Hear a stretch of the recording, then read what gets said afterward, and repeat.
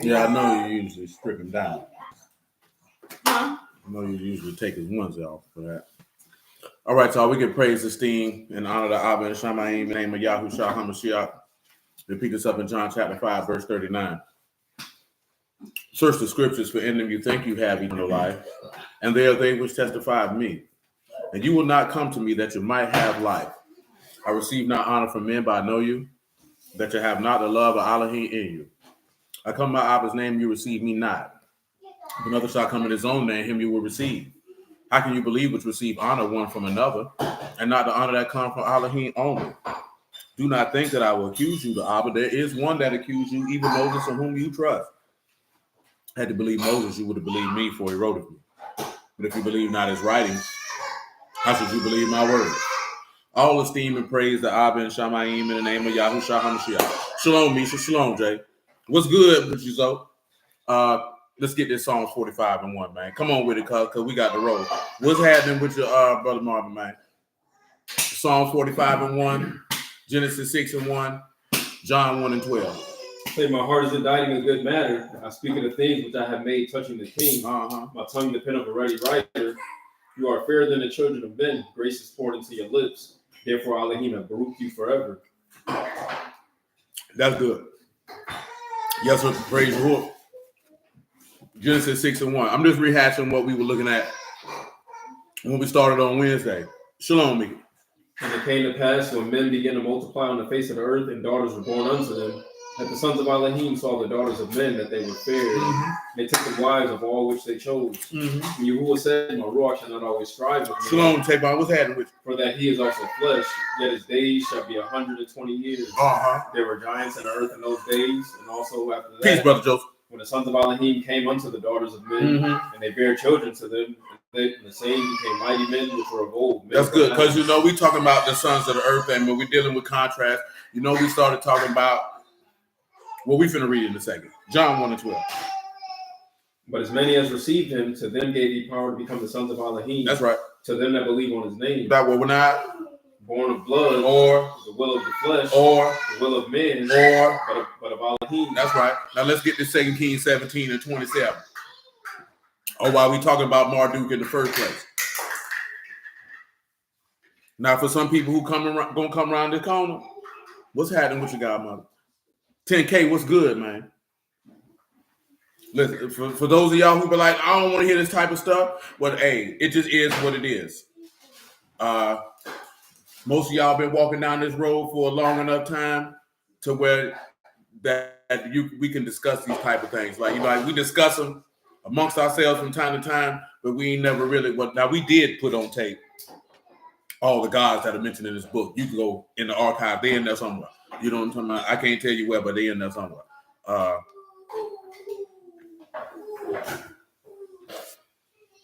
But you need to know if they mention in the text, it's something that you should know about. The background or whatever it is. Some people don't feel like you should know about it, and that's their business. I'm not one of them people. You know what I'm saying? I'm only reiterating that so you can know what type of time that we on. Because everybody, shalom, Brother Robert, everybody be whatever the case may be, y'all grown. And as grown people, you should know certain things and your mind should be challenged. Shalom, Brother Ernest. And you should not just feel comfortable with just titting along. That's how people can lie to you. That's how people can deceive you. That's how people can run game on you. You know what I'm talking about? You got to be a little bit sharper than that. You know what I'm saying? Your game got to be a little smoother than that, man. You got to be, like I told you, man, that's what we used to say when we was young. I'm a Renaissance man myself. You know what I'm saying? You need to be trained in the arts. You need to know about certain things.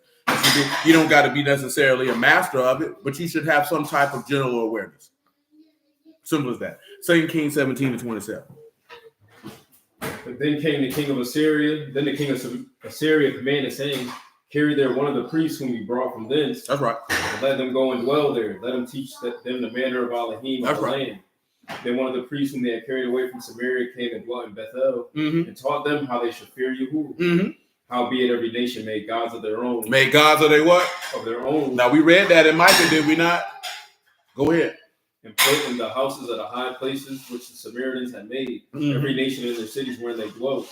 And then Babylon made. This will help you understand why in John 4 that woman said what she said. And then Babylon made. Yeah, we know about it. Definitely do, Joseph. Definitely do. And the men of Kuth made Nagar, and the man of Hamath made Ashima. And the Abites made Nabaz and Tartak, and the Severites burnt their children in fire to Drimelech and Nemelech, and the gods of Sepharvaim. They feared Yahuwah and made themselves. So you heard of the Babylonians made what? Succoth Benoth. You know what I'm talking about? The house of daughters, the booth of daughters. But this was a whorehouse. This was a whorehouse. Is what it was. And they committed sexual rights to their gods, man. That's why we read Deuteronomy 23 and 18. Read it for them again. That's why you also read when he say sodomites in here, and they say certain kings took the sodomites out of the land. Sometimes it wasn't always talking about, you know what I'm saying, like literal, pillow biters. You understand what I'm telling you? They talk about men who were male temple prostitutes. Because whether you want to believe it or not, yes. And these men were not tricking women. You understand what I'm telling you? Grown men would go to idolatrous places of worship and pay money to have sexual dalliances with another man.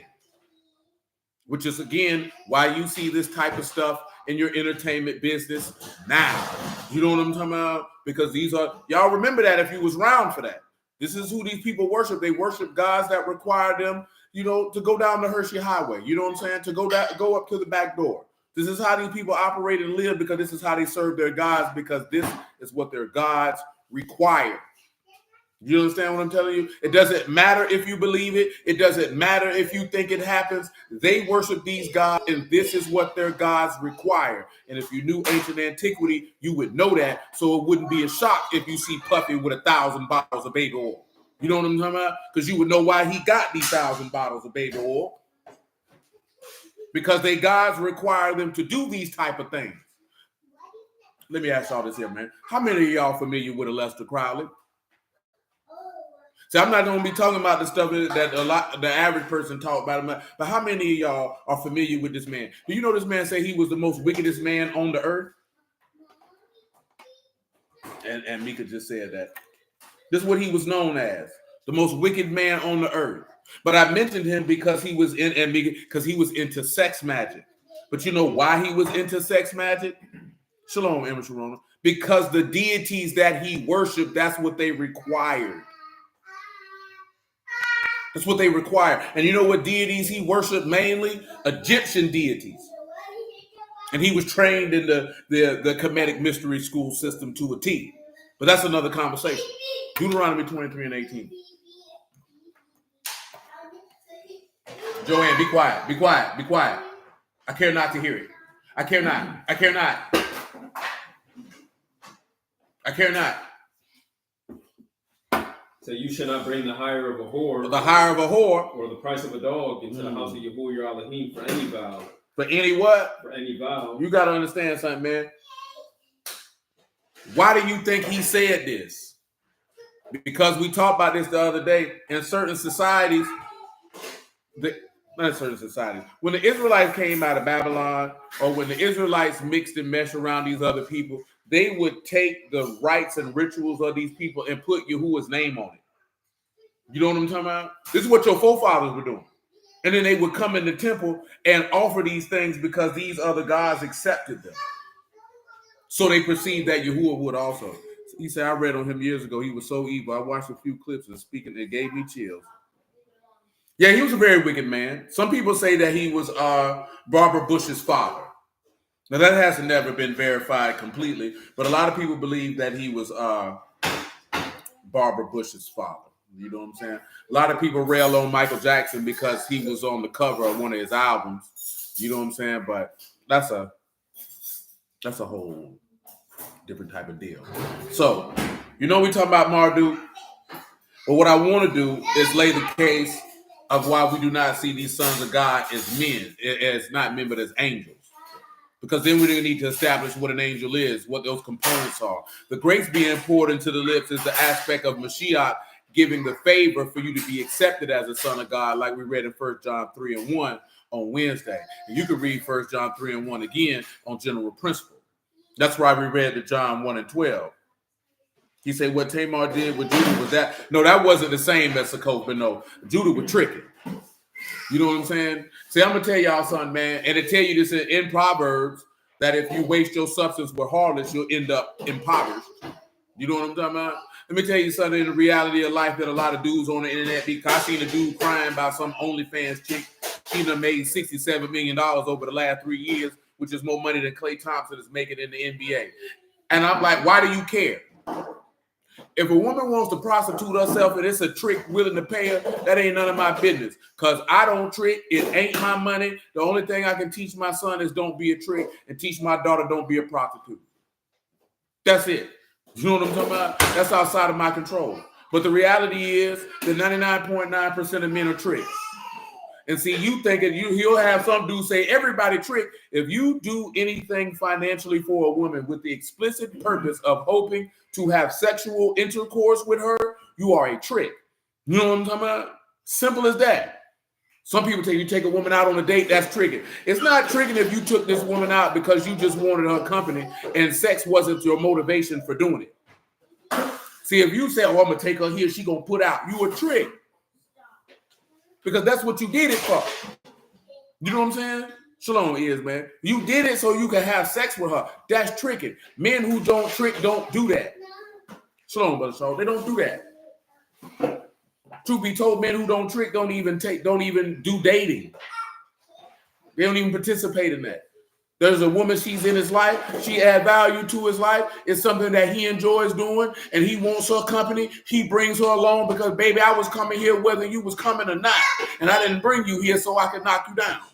I brought you here because I enjoy your company. That's why I brought you here. You know what I'm saying? Because if I didn't enjoy your company, I'm not bringing you here. I'm not buying you stuff with hope. Oh, I hope she give me some loving if I do this right here. You a trick. You know what I'm saying? That's just what it is. You just trying to do it differently than the women who work on the blade or work on the track or work on the stroll or work on the corner, whatever you want to call it. You making yourself try to feel bad about being a trick versus them dudes who just walk up and just pay for a prostitute. Shalom, Sister Kelly. And that's what Judah did in Genesis 38. He thought she was a prostitute, and he was paying for a prostitute. You know what I'm talking about? People did that. That's why they say it's the oldest profession. Look here, man. It's women got vagina, and there's people who willing to pay for it. You know what I'm saying? Now, I tell a woman, baby, don't never do that. You know what I'm saying? But I've also told women, baby, if you out here doing it for free and you come up with a wet behind and a dry pocket, then you just like what he said in Ezekiel 16, you contrary, because they give gifts to all whores. He said, but you give gifts to all your lovers and get nothing in return. You know what I'm saying? This is what Yahuwah said about you. You know, I mention that to you all the time. He said, you contrary to all other whores, because whores get paid, baby. You getting laid and you giving it away. And you giving your resources away. So you stupid. That's backwards. You know what I'm saying? No, don't live your life like that, man. And as a man, you shouldn't do nothing. If everything you do is motivated by vagina, you haven't even stepped into your manhood yet, man. You need to reassess your life. You need to reassess your life, man. You really need to look in the mirror and say, what kind of man am I? If everything that I do is motivated with the hopes of getting vagina, that means you pleasure-driven, son. I mean, you'll never be able to please God, and you'll never be able to accomplish anything of note because you're going to waste it all away, spending it on harlots, man. That's what happens to you. Yeah, man, you don't do that. That's what that man told you, don't lust after no woman's beauty with your eyelids, man. You get caught up in desire, you know what I'm saying? And you start kindling that fire, and you like this here, man, you're going to have a hard time in life because you're going to be chasing it. Nah, man. They ain't no way no man's supposed to behave, man. You ain't supposed to be ruled over by your loins, man. You too grown for that. Come on with it. 1 John 3. 1 John 3 and 1. Behold, what manner of love the Abba hath bestowed upon us, that we should be called the sons of Elohim. We should be called what? The sons of Elohim. The called what? Sons of Elohim. What else John said? Therefore the world knoweth not. The world what? The world what? Pause. John 15 and 25. Why the world don't know? He said the world know us not because it know him not. Why is that the case? But that the word might be fulfilled that is written in their law, they hate me without cause. Back me up to 20. Make it 17. Hell, you can make it 13 on the house. I got like 3 different sources to read about Marduk, so bear with me. I'm trying to get some of these verses laid in and then give you some more information about who he is. Because, again, the framework, we had the one book we started, the name escapes me, but it's The Fallen Gods. Y'all know what I'm talking The framework of angels having sex with women come from him. Now, of course, if you look at other myth stories, the pantheon, shalom, Ishmael, the pantheon of gods having sex with women is especially in Greek mythology, that was just standard practice. You know what I'm talking about? And that's where the demigod stuff come in at, which is mentioned in that book. Let me tell you what a demigod is. That's what Julio named his last album. That's what he kept telling people. He a demigod. He ain't dead. Boy, you good and dead. They'll put you in that wall, and it's over. Now, of course, for those, this is somebody who is a being with a partial or lesser divine status, such as a minor deity, the offspring of a god, and a mortal or a mortal raised to divine rank. Now, it also means a man who is greatly admired or respected. When you deal with a lot of people who don't believe in Yahushua, that's what they call him. They call him a demigod. But when you look at another part of this definition, you can see that this is also a mortal who has rised to divine rank. So if you perceive that this man was a mortal who then died, resurrected from the dead, but then at this point, he wouldn't be mortal. While resurrected from the dead. But we're going to get there. He said, people try to relate Judah laying with Tamar as a means to justify sleeping around. I can't recall if I've ever heard that. I don't know if any of y'all have heard anybody say that. It's probably people who probably justify paying for prostitutes with it. You know what I'm saying? But to be 100% honest with you, man, if it's something that you want to do that's unholy and ungodly, you can always find a way to justify it if that's what you want to do. You know what I'm saying? Yeah, it's always a ways to do that. When people want to participate in carnal activity, they're always going to find a way to justify it. You know what I'm saying? To be 100% honest with you, a lot of people, like I heard this lady the other day say everybody's broken. I'm not of the mindset that everybody is broken. To be 100% honest with you, I'm just being because that's what most people say. Because to be broken, you know what I'm saying? It's like I just don't perceive that every human being on the earth, or more specifically, every black person is broken. I think most people go through life through the lens of that they're broken, so they perceive that other people are. Have people probably had some negative experiences? Absolutely, but it's not the experience per se; it's how you respond to the experience. Some people don't allow negative experiences to have control or rule over them. Like we was having a conversation, they were talking about emotional incest. I don't know if y'all know what that is, but that's when a parent, shalom, Sister Gwen, that's when a parent places a child in an improper position in their life. Like the lady was like talking to her child about her romance life. You know what I'm saying? Just so you can look it up. This is all out of board. But I was just telling them because they was like, how do you teach children emotional intelligence if they don't see how you deal with your emotions? I'm like, why do you think your children need to see that when you're supposed to be teaching them how to regulate their own emotions? You know what I'm saying? You're supposed to be teaching them that. Like, people gonna cry. That's a normal course of life. You just let them cry. And then you ask them, why were you crying? What precipitated the crying? What made you upset? Why are you upset? What are the thoughts? Like, it's a process that you have to go through. You know what I'm saying? Unless you know they whining or whatever the case may be. And then one thing that you should always just know from just being a human being, you can't talk to somebody when they're upset. So the key point is, while they're upset, is you want to calm them down. You can calm them down. You can impart information. And when I say upset, it doesn't matter if they're sad, if they're angry, if they're frustrated. It doesn't matter what gambit of emotion they feel. If a person is in an emotionally unstable state, there's absolutely no way that you're going to be able to communicate any information that they're going to properly be able to receive. Their mind's not stable. You know what I'm saying? So when you know you're dealing with a child, you have to calm them down. And again, you're looking at a child does not have emotional regulation. A child does not have impulse control. You know what I'm saying? You have to stop looking at a child as if this is an adult and expecting them to respond to instructions and commands like a 25-year-old person would. This nigga's 6. You know what I'm saying? What do you want from them? What are you expecting from them? You know what I'm saying? This boy's 9. She's 4. You're expecting adult results from an underdeveloped brain. That's telling me your brain might be underdeveloped. because you don't even have the mental capacity to understand that. Why are you expecting this from a child? And you know why you expect this from a child? Because unfortunately, most black people were raised very, very improperly. You know what I'm talking about? And you pass that improper rearing from generation to generation, and you think certain things are normal that are not normal. You know what I'm talking about? This is not how you deal with another human being. It's not. You know what I'm talking about? Regardless of what anybody tell you, it's not. And you know why you know it's not? Because there's too many niggas messed up in the head for you to think that it worked. You feel like because you can function and get up and go to work, that means something. You don't know how to deal with your own emotions. You don't know how to interact with other people. You don't know how to interact with children. You don't know how to interact with the opposite sex. You don't know how to accomplish a lot of things because your people got you messed up. You know, one of the things that black people love to do, when you're doing your homework and you ain't getting it right or you're not understanding, they yell at you like that's going to make you understand it better. You know what I'm talking about? Clearly, I don't know what I'm doing. But you only yelling at me because you frustrated because you don't know what you're doing.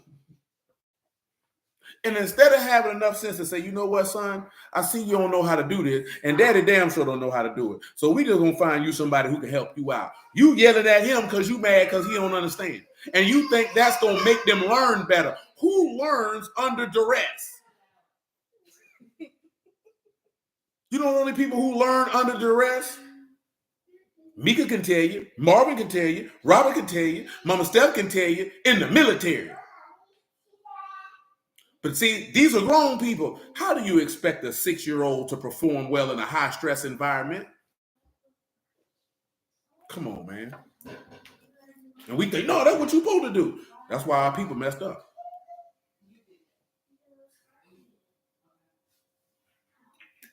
Don't make sense. Come on with it, man. Where you at with it? John 15. Come on, 15 and 13. Man, I walked in a 2x4 twice. Man, I would read, man. I ain't realized it the first time. When I went by the second time, I read again. It caught me again. Say, greater love have no man than this, that a man lay down his life for his friends. You are my friends if you do whatsoever I command you. Henceforth I call you not servants. That's right. For the servant know not what his Lord do, but I have called you friends. For all things that I've heard of my Abba, I have made known unto you. Go ahead. You have not chosen me, but I have chosen you and ordained you that you should go and bring forth fruit. That's right. Fruit shall remain. And whatsoever you shall ask of the Abba in my name, he may give it to you. That's right. These things I command you, that you love one another. If the world hates you, you know that it hated me before you. If you were of the world would love his own. The world will love his own. But because you are not of the world, but I have chosen you out of the world, therefore the world hates you. It hates you, baby. Remember the word that I said unto you. What you said? The servant is not greater than his Lord. And if they persecute it, they will also persecute you. If they have kept my saying, they will keep yours also. They'll keep yours also. But all these things will they do unto you for my name's sake. Why? Because they know not him that sent me. They don't know. They say, remember he said, they don't know us because they don't know him. Ain't that what John said? Come on with it, man. If I had not come and spoken unto them, they had not had sin. If I wouldn't have came and said the word to them, they wouldn't have no sin. But now they have no cloak for their sin. See, they trying to do what Adam did in the garden, go get that fig leaf. Can't get no fig leaf. And you can't get this loin skin he gave him either. You butt naked in here. Your sins are exposed. You naked before God. My Lord, today. Come on. He that hated me, hate my Abba also. If I had not done among them the works which none other man did, they would have not had sinned. But now have they both seen and hated both me and my Abba. Now when they seen this man live clean, now they know now you know they hate God. Come to John 17, man. Give me 20. Matter of fact, make it 21. We got to roll. I got too much to read, not enough time. Say, my mom used to sit by me with a belt and would hit me anytime I didn't get something right on my homework, all through elementary school. Still undoing that trauma. My Lord, today. That's crazy. You know what I'm talking about? That's going to make me learn better. Get it wrong, I'm going to hit you with this belt. Man, that'll make you be like, man, bump school. And Emma Sharona said her mama did it too. He said, you did the nail on the head. I was nearly traumatized by people trying to teach me long division in the 4th grade. Like, that's crazy, my nigga. You finna beat this nigga so he can learn how to count? That's insane to me, man. Let me tell you something, right? My people ain't never do that. But one thing I noticed when I got in this word, man, this is why I point this out. That's why I mention this stuff all the time. When you look at how Yahuwah raised his children, he don't do none of this stuff that niggas be doing. Niggas like to run when he say spare the rod, spoil the child. He wasn't talking about beating you. He was talking about correcting you. That's why when you look at it, correction is discipline, and discipline is instruction. That's why they call somebody and say, I train in this what? Discipline. When they talk about certain martial arts or they talk about certain things, they say, I'm training in this discipline. I've told you before, I'm going to always tell you this as long as I got breath in my lungs, man. Correction or chastisement without instruction is pure and outright cruelty. You are a cruel individual if you do that. Leave that alone. You know what I'm saying? That's cruel, man. Discipline in its essence is instruction. When the only way you know how to discipline is to strike, that's telling me you ain't got nothing to teach. That's what that tells me. If anything you want to do is whoop them, you ain't got nothing to teach them. You know what I'm talking about? Because when you look at Yahuwah teaching and correcting, he ain't always whooping first. Whooping was the last resort. And because when he come through and whoop you, that's a whooping you don't want. But whooping is the last resort. And whooping is usually a punishment for sin. See, let's not leave that part out. Yahuwah never just came through and just beat people just to beat them when he wanted to correct. When people got checked, they usually got checked for the sins they was committing. After he done forgave them. Then you got some people, they just got outright wiped out. You don't see this man just murking these people in the wilderness when he teaching them. That man had long patience with these people, man. Do you know how long it took him to put you out the land? That's why one of his attributes is long suffering. You're supposed to be slow to wrath. If you quick to wrath, that says, one, that you don't have any self-control, and two, that you probably don't have a mastery of what it is that you want to teach your children. So because of that, you're really frustrated with yourself, and then you beating on them children. That junk is unnecessary. You say, God, as though once she stopped, I didn't know how to function right without learning, without that pressure. The mind is a weird thing at some point. Yeah, she hadn't trained your mind to feel like you needed that type of high-stress environment to be able to excel. You know what I'm saying? See, you don't need to put somebody in a high-stress environment in order to excel unless you're a warrior. You know what I'm talking about? You need to train the mind to be able to handle stressful environments so you can continue to excel. You know what I'm talking about? Niggas ain't in the army. Say whipping have been glamorized among our people. Yeah, because we think that's the only way to deal with them. He said, how can we be still using the N-word and try to... I'm not even finna anything that. Because one thing about it, you'll get upset, somebody say nigga, somebody call you a sinner, you're embracing. You're embracing. See, understand that perfection is dealing with integrity. We live how we say we live. Let's continue though. Where we at with it? John 17:21. Come on with it. That they all may be one, as you, Abba, and me, and I and you, that they also may be one in us, that the world may believe that you have sent me. That's right. And esteem what you gave me, I have given them, that they may be one, even as we are one. Even as we are what? One. Come on. I and them, you and me, that they may be made perfect in one. Made what? Perfect in one. You would have to understand, son, that Adam was perfect in one with Yahuwah. When he made him, was he not? My God, today. Come on. And that the world may know that you have sent me and have loved them as you have loved me. Come on. I will that they also whom you have given me be with me where I am, that they may behold my esteem which you have given me. You loved me before the foundation of the world. You loved me before the what? Foundation of the world. Come on. O righteous Abba, the world have not known you, but I have known you, and these have known that I you have what? sent me. Talk to him. And I have declared unto them your name, and will declare that the love wherewith you have loved me may be in them, and I in them. Now we talk about it. This is Psalms 40 when he talk about he declares his name, but I'm gonna give you Hebrew chapter 2 on the strength. Give me Hebrew 2 and 10. Because we want to establish our standpoint on that from the delineation of the difference. As I was talking, because we have to talk about the difference between man and Malachim. What is the difference between man and Malachim? You know what I'm saying? What is the difference between man and angel? When you see the difference between man and angel, and then we look at what we see what a demigod definition is, and then we'd have to look into, and that's why, like I said, we talking about Succoth Benoth, and Marduk was the god of Succoth Benoth, and Marduk is the god associated with man having sex with women, or angels, or godly deities, or beings having sex with women.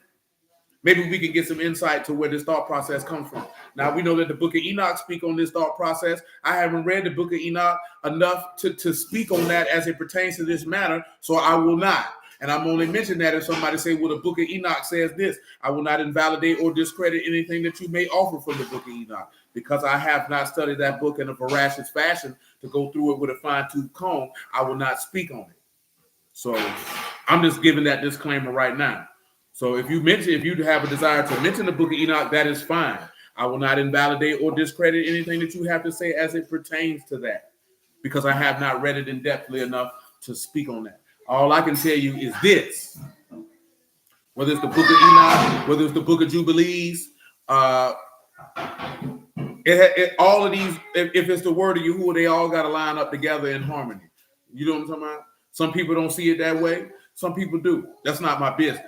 I do know this: out of the mouth of 2 or 3 witnesses shall all matters be established. So if Enoch giving a witness, then it'd have to meet with this witness over here. See, Enoch can have a witness. It needs to meet with the witness in the 14 of the Apocrypha. It needs to meet with the witness in the Tanakh or in the Torah. It's not hard. We make life more difficult. Now, if you want to read these texts for whatever reason you want to read these texts from, I ain't mad at you. Do what you do. Because, you got some brother be like, you don't need to read them extra biblical books and this, that. Man, you can read whatever you want. Slavery is over, and they taught you how to read. So I would suggest you use your brain and read a book. You know what I'm saying? And let Yahuwah guide your steps after you do that. Go ahead. For it became him for whom all things, and by whom all things, and bringing many sons into esteem. Bringing many sons into what? Unto esteem. Now, if he's bringing many sons to esteem, guess what that means? He's making you a son of God. We'll continue. To make the captain of the salvation perfect through suffering. Through what? Through suffering. Come on with. Both he that sanctified and they who are sanctified. All of what? Of one. What else? For which cause? He is not ashamed to call them brethren. Pause and give me Job 38:5 real quick, man. See, this is going to go to the point that some people look at when you read Job and they see Satan called a son of God. But if you think Satan is Yahushua brethren, you a plumb idiot. You understand me? Now, didn't he say for this cause he's not ashamed to call him what? Brethren. Not ashamed to call him what? Brethren. Before you read that Job, man, give me Mark chapter 3, man. Give me verse 27, man. Let me know what that says, man. Mark 3 and 27. You did? Joanne, you need to cut it out. So no man can enter into a strong man's house and spoil his goods, except he will first bind the strong man, then he will spoil his house. Truly I say unto you, all sins shall be forgiven unto the sons of men, and blasphemies whatsoever they shall blaspheme. But he that shall blaspheme against the Ruach HaKodesh shall never forgiveness. No forgiveness. But is in danger of eternal damnation. What else? Because they said he had an unclean spirit. They said he had an unclean spirit. There came then his brother and his mother standing without, sent unto him, calling him, and the multitude sat about him, and said unto him, Behold your mother and your brethren without seek for you. And he answered them, saying, Who is my mother? Who is my? Or my brethren? Who? And he looked round about on them which sat about him. And what he told? Behold my mother and my brethren. For whosoever shall do the will of Elohim, the same as my brother. This is how we know. Go ahead, I'm sorry. And my sister and mother. He said the same as my who? My brother. And my who? My sister. My who? And my mother. No. What's he said? Your who? My brother. No, the one after that. My sister. Because see, we were just talking about it. Somebody had a room earlier this week talking about if women gonna get into heaven. And it's sad that you even gotta have these conversations because you got jackasses and dumb niggas telling women that they not gonna get in the kingdom. That has got to be the dumbest idiotic thing I've ever heard. And dudes push this. And I done told you, ladies, don't you be no fool. Don't you let no dude try to trick you out your vagina telling you can't get into heaven without him. Because there's dudes who teach that and tell women that you can't get in the kingdom unless you got a husband. Don't let that dry meat fool trick you out of your body, man, and you got to deal with this clown for the rest of your life. Because that boy hard up for some loving, and he trying to use the word to manipulate you because don't nobody else want it for whatever reason. See, you know the problem is, I tell you this earlier this week, man, the problem with a lot of stuff is y'all don't want to call these niggas out for their behavior. You don't want to warn people about certain behavior. You just want to walk around with your head in the sand like it's sweet out here, man, while people's lives get destroyed, and then they hearts become stone towards Yahuwah because they've been fooling with the wrong type of people because don't nobody want to say nothing. You know what I'm talking about? Well, guess what? Nigga, I'm going to say something. You know what I'm talking about? I don't care who don't like it. I don't care who don't fool with me, man. That junk's not cool, man. That junk's not cool, man. Let me tell you something. We done went over this before, right? So y'all already know this, right? But I'm gonna test your memories. Genesis 1:26 and 27. What it say, Sibby? I heard that. I can't speak on Gino too tough. I don't know what he be preaching, but if you say you did, then I take your word for it. And Elohim said, "Let us make man in our image." You don't have to read it. I'm asking you what it say. Well, you done read it now. You might as well finish. After our likeness, and let them have dominion over the fish of the sea, and over the fowl of the air, and over the cattle, and over all the earth, and over every creeping thing that creep upon the earth. So Elohim created man in his image, and the image of Elohim created he him. Male and female created he them. He made him what? In his image. No, he made him what? Male and female. He made him what? Male and female. Now, why is this important? What does Genesis 5 say, y'all? He said, these are the generations of Adam. In the day when he created he him. Male and female created he them and called their name what? So when he said it's not good for man to be alone, right? I'll make a what for him? And then he did what? He took the rib out and formed him a woman, correct? And where was this man and this woman at?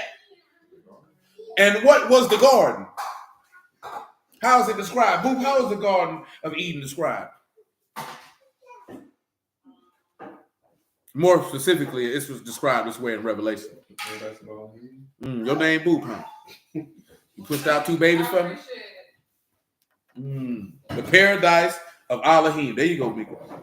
So if this is the paradise of Elohim, will we not be able to ascertain that Eve inherited this with him? Byproduct of being his wife? And we've talked about this before. That's why he tells you in Galatians, there's neither what? Yahudim nor Greek, neither bond nor free, neither male nor female, but you all in Elohim. You know why? Because if you a son of God or you a daughter of God, guess who you emanate from? You would emanate from Elohim. Don't you inherit with him? If you suffer with him, you'll reign with him. That's what it tells you. So for dudes to say that, it has to be the most completely and utterly asinine thing. And the thing is, it's not even a problem that it's said. It's the problem that we entertain it. Most of these dudes only have a platform to speak their idiotic and retarded and imbecilic things that they utter out of their esophagus on a day-to-day basis because you're willing to entertain them. Sometimes you don't have to entertain it. You have to remember what the Lord told you. And he was talking to men who teach the word more specifically. He said, hey, man, leave them alone. If they blind leaders of the blind, they all going to fall in the ditch. This thought process that you got to stop and correct every false teaching you see, that's your pride and your arrogance that make you believe that you have to do that. Sometimes you have to go about your business and let that just be what it is. You don't have to entertain. You do not have to go to every party you invited to. Just so somebody give you an invitation don't mean you have to go. You have to learn to stop going to every debate that somebody invites you to. Because now you remember what he told you. And you got to have the game and the understanding to know when to do it. Sometimes you had answer not a fool according to his folly. And sometimes you have to answer a fool according to his folly unless he become wise in his own conceits. So you have to have the wisdom and skill to know when to, you know what, I'm not saying nothing to this thing. And then sometimes you got to know, let me check this fool. You know what I'm talking about? Now, one thing I can say, man, ladies, right? Most of y'all married, so y'all ain't got these problems. But anytime you run across a man who says that your access to the Almighty has to be through him, and we're not talking about he giving you the word so you can draw closer to you. That's not what we're talking about. We're talking about your only access to God is if you be with him. Well, God ain't sent that, man. You can't see you whoever did no nonsense like that. You know what I'm talking about? That's supposed to be your number one red flag right there. The only way I can get to God is if I go through your rod, huh? That's it, huh? So that's the only way. I gotta wash your dirty drawers and let you climb on top of me and cook you some food, huh? Then I can meet God. You already know, man. Why would Yahuwah send somebody to tell you some foolishness like that? You know what I'm saying? And why you letting these people convince? Why did you believe that when he told it to you? That's the question you got to ask yourself. Because these people trying to play on your low self-esteem. You know what I'm saying? Because see, if you know who you are in your God, they will not have the ability to do that. I'm not saying this to be funny. It's happening out here. That means it's a real thing. So as a woman, you got to be able to know how to protect yourself. You got to sit back and look at man, Yahuwah is not sending no dude telling me I got to marry him so I can know God. Let me tell you something, man. If he trying to even move on you, you supposed to pay attention on, man. If a man really care about your soul, that man ain't trying to move on. Because if he wanted to be with you, he'll just say that first walk. You know what I'm talking about? I'm talking about if he trying to come at you, oh, let me put you on to the truth, sister. But he really, see, that's a trick. That's a buster. Because he didn't use the word because he wanted you to get the word. He was trying to use the word to get some yams. That nigga's a buster. Men of Elohim don't do things like that. He said people getting duped under the guise of holiness, salvation. I'm talking about every day. They getting duped out their money, and women getting duped out their yams. You know what I'm talking about? That's why people turn up and they be so bitter and resentful against, and you would like this right against the quote unquote Israelite movement. That's why people be upset. And you know why? Because you niggas won't say nothing. You'll sweep it right on up under the rug, man. You act like you dudes not doing that. Oh, we all fall short, brother. Man, I'm tired of hearing that, man. Nah, man, ain't nobody falling short. That nigga is evil. That's what he is. He's wicked. He's uncouth. He's dishonorable. He's repugnant and incorrigible. He's dishonorable and disrespectful to the Almighty Elohim. Call that goofy out. Don't act like it ain't happening. You're not supposed to do that, man. We be letting stuff slide under the guise of we all trying to get it right. Man, nobody want to hear that, man. Ain't no excuse for that, bro. That's not what men are supposed to do. Oh, we can't condemn nobody. I ain't condemning him. He condemning himself. But you'll talk about a Christian all day long, though. You'll talk about Puffy and all these entertainers. You ain't got no regard or care for they in the world. What you expect them to do? You should expect Puffy to have a house full of men in there. I ain't saying that to be funny. I'm saying that what word he got to stop him. That shouldn't be no shock to him, man. Those who outside of the house, Paul already told you that those who outside of the house, man, God gonna judge. They already judge. But you can't even judge the people inside the house. Come on, man. How that work, my G? And you had a nerve to call yourself a man. How? Now, I'm not saying that you mentioning this is going to stop the behavior, because the behavior been going on since the foundation of the world. It ain't going to stop. Because we know Eli's sons was knocking women down at the tabernacle door. So if they were doing that during the time of Samuel, you know full well it ain't going to stop nothing. It's not the point of trying to stop it. It's the point to bring awareness to it. He say light make what? Manifest. That's what he said. Then you have to make that known. If individuals know and they participate, okay, that's on them. Baby, if I gave you the game and you went out lane, baby, I ain't got nothing for you. Because I already taught you what to do. I already told you what to do. In Matthew 24, what the Lord told you. He said, don't be deceived now. I told you before. If I done gave you the game, man, it's on you to make sure that you keep it near and dear to your heart and implement it. That's why Proverbs say, my son, don't forget my instructions. Lay them up in your heart, man. You got to lay them up in your inward man. Let it guide you, man. But if you walk around here like a goofy, you don't tell me, oh, these hoes, yeah, they gonna get you, man. Oh, we the people of the book. Yeah, you gonna get got, cuz. You gonna get got, cause you living in Candyland. You dealing with human beings. I don't care if you know you're an Israelite. That don't impress me. I'm supposed to be moved by that. I know dudes who ain't Israelites who realer than these dudes who say they are. And he's seeing all day long, but he realer than you because he 100 with the life that he lived. The life that he say he in, he live that though. The life you say you live, you lying though. You knowing you an Israelite and you knowing some laws that you can repeat, that don't make you 100, man, because you're not living what you professing. You fake, my nigga. You flawed. That's not 100. That's real to you because you know some Bible, but you don't live it. That's real to you. That's not real to me, my G. I'm just telling you that right now. Yeah, that's not real to me, cuz. You know what I'm saying? Real means, that boy, he's stupid. Real to me is authentic. You're authentically you. What you say and how you live that. You ever seen that clip when 50 was like, Supreme? He said, I don't like Supreme in them. He said, but he lived the way he represented. He never told on nobody. Do you understand that this is this man's mortal enemy? And he can say, I don't fool with him, but he a real one though. It's not about the life he was participating in. It's the fact that what he said he was, he lived that. You say you live for the Almighty Elohim. You say you Kadash and holy. You say you deal with righteousness. You say you deal with godliness. You say you deal with faithfulness. You say you deal with all of these things, law, statutes, and commandments. Ain't that what everybody say? Do you live that? And for me, when I'm talking about law, statutes, and commandments, I ain't talking about no Sabbath days and no pork chops either. I'm talking about Yahuwah Elohim, merciful, gracious, abundant in goodness and truth and long suffering, merciful unto thousands, forgiving sin, iniquity, and transgression. Do you live that? Do you love Yahuwah with your whole mind, heart, soul, and strength, and your neighbor as yourself? Do you live that? Because if you don't live that, okay, you flaw, cuz. Now, here's the caveat.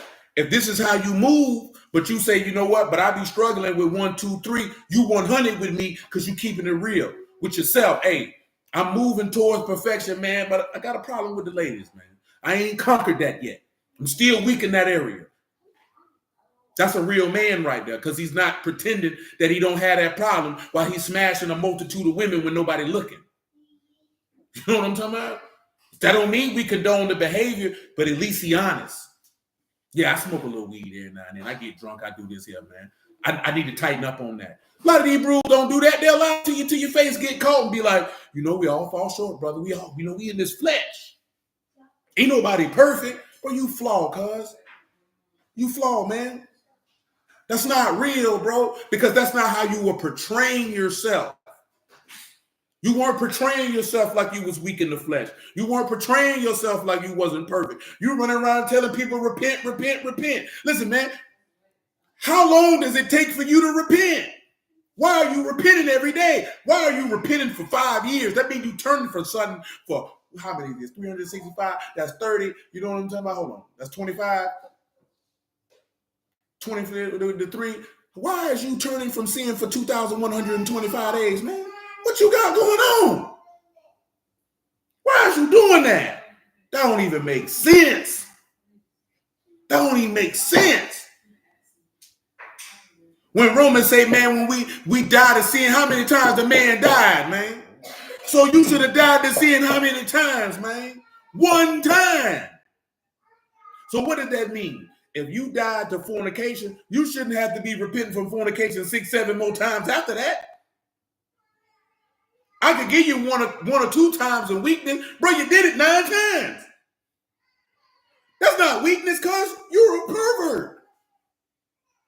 I got to repent from lying. Why are you lying all the time? You ain't put off the old man, cuz. You still the same person. Because you put an outfit on and change your name don't mean your inner man has been renewed. You do know, you need to know that. Just because you put an outfit on and you put some tassels at the bottom of your shirt and you change your name from Jerome to Tazamalia does not mean your inward parts have changed. It don't. Just because you put Israel and make it your last name does not mean your inward parts have changed, which is wild because nobody in the book last name was Israel.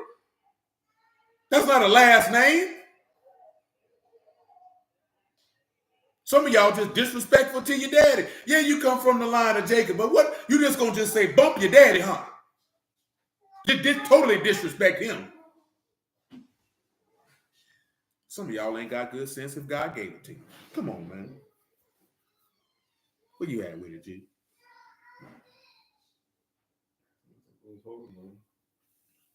Mark 3, Job 38. Okay, yeah. Give me Job 38.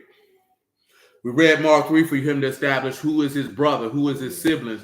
Or because if he's the son of God and you doing the will of Elohim, then you would be the sons and daughters of Elohim with him. I'm sorry, y'all. Y'all know we can go on a tangent from time to time, but I meant everything that I said.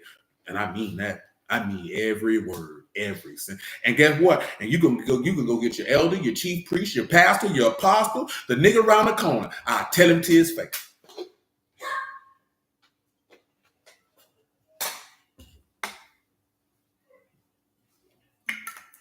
So will. I don't care who you go get.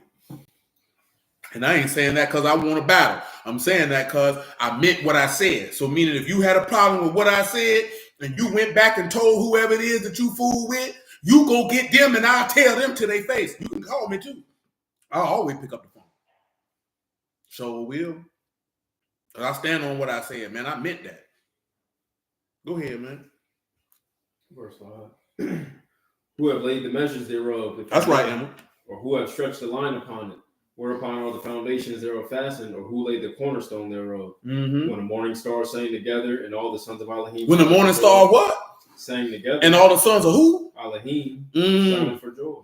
Now, tell them what stars is, man. I know I talk about stars all the time. You know, our people, they know what that means. Kokav. And what that means by definition, good sir. Star, Messiah, brothers, youth, numerous. Hold on, the Messiah is who? Brothers. The Messiah is who? Brothers. My God, today. So if you a star, then you the Messiah's brother. You see when he said in Isaiah 14, he'll exalt his throne above the stars, how that's going to be Satan if Satan ain't their brother. Satan's not their brother. He's not of the Messiah's brothers. He's not of his progeny. That's crazy. Why is this important? Because if the Malachim are his brothers, that means they're all sons. This will make sense more when we get back to Genesis 5 and Genesis 4 about who the sons of God are in Genesis 6.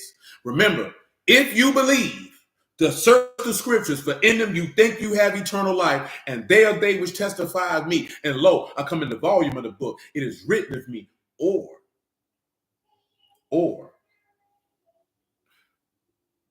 I use similitudes in the ministry of the prophets.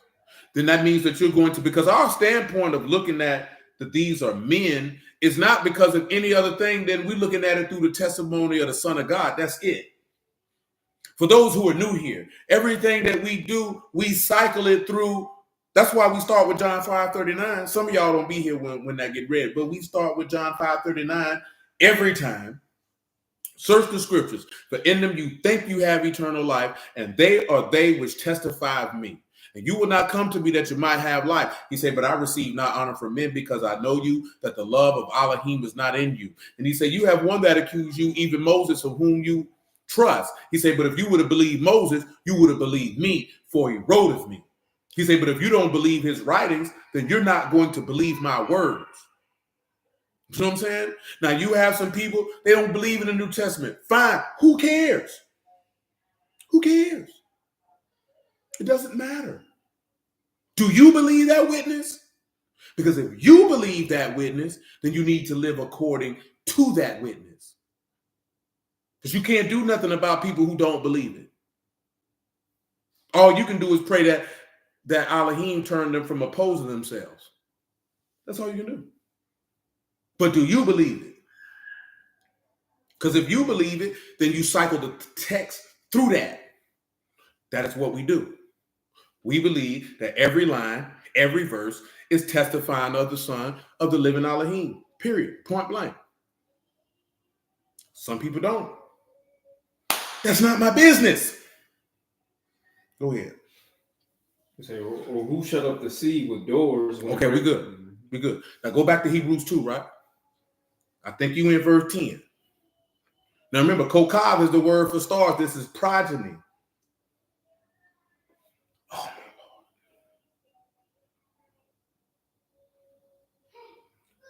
One of y'all can answer his question. He asked, do we believe in keeping the law? One of y'all can answer that question for him. Go ahead. For it became him from whom all things, by whom all things, and bringing many sons into esteem, to make the captain of their salvation. Jacob, it's not the time for that, bro. To make the captain of our salvation perfect through what? Through sufferings. For both he that sanctified and they who are sanctified, all of one. They that are sanctified and they that are sanctified, all are what? Of one. For which cause? He is not ashamed to call them brethren. For which cause? He is not ashamed to call them brethren. Come on with it. Saying, I will declare your name unto my brethren. I declare your name to my who? Unto my brethren. To my who? To my brethren. Listen. In the midst of the assembly will I sing praise unto you. See, this is what we came here for, because that's Psalms 40.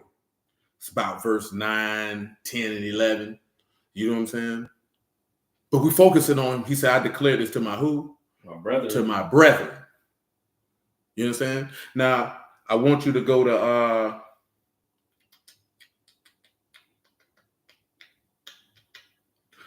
Psalms 104 and 27. No, I can answer, but clearly I'm ignoring you. I'm ignoring you because I'm not going to derail what I'm doing to entertain you. Now, you can post in the chat as much as you like. It's not that I can't answer. I'm choosing not to answer. Go ahead. These wait all upon you, that you may give their meat in due season.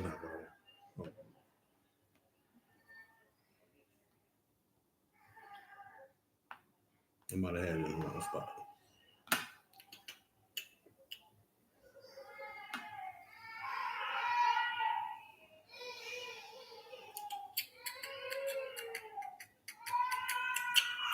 Let's go with what I want.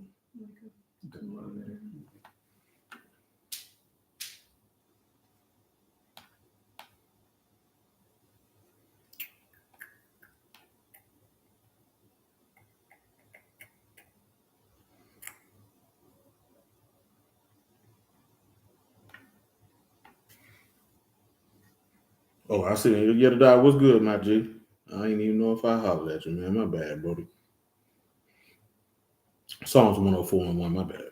I had to right chapter wrong verse. Baruch Yahuwah, O my soul, O Yahuwah my Elohim, you are very great. You are clothed with honor and majesty, who cover with light as a garment. Hold on, man. You know what, Jacob, man? You a real deal hypocrite, blood. Because when you be in your room preaching, bro, you don't let nobody do you like that. But yet, you come in other people's room and have no manner of common courtesy, respect, or decorum. And then you expect someone to entertain you because you want to be entertained. That is not masculine conduct, certainly not godly conduct. And just because you want to be acknowledged does not mean that I have to acknowledge you. Now, you can type, chat, mac, spat, do whatever you wish. But I'm not entertaining anything you talking about because, what's the word I'm looking for? I don't care. Psalms 104 and 1. Baruch Yahuwah, my soul, O Yahuwah my Elohim, you are very great. You are clothed with honor and majesty. You clothed with what? Honor and majesty. Pay attention. Who cover with light as a garment. Covered with what? Covered with light as a Because garment. in him was light, and the light was what? The life of men, my Lord, today. Come on. Who stretch out Shamahim like a curtain. Who lay the beams of his chambers in the water. Who make the clouds his chariot. Who walk upon the wings of the wind. That's right. Who make his Malachim ruachs. There we go. He make his Malachim what? Ruachs. He make them what? Ruachs. And ministers? A flaming fire. A flaming fire. Now, why is this important? What is a ruach? That's breath, that's wind, that's spirit. That's what he made them. He said, all the time, I'm sick of this clown. He got to be humbled. I wonder if Boo would know what he out here like this. I don't know, man. I don't even know. Most false teachers are offended when you bring truth. This is why you don't want to engage me. Get your old goofy behind out of here, nigga. You know, that's female type behavior, Brody. When you feel like you have to be entertained because you want to be entertained, because somebody has to give you attention because you're asking for it, that is very feminine. Very, very feminine. That's childlike, if you would. That's what my children do, blood. That's what my children do. Come on, man. Now, listen, right? He said they made them ruachs, correct? So if they're made ruachs, then they're not what? Flesh and blood. So let's come over here to Luke 24. Pick me up in 39. 39.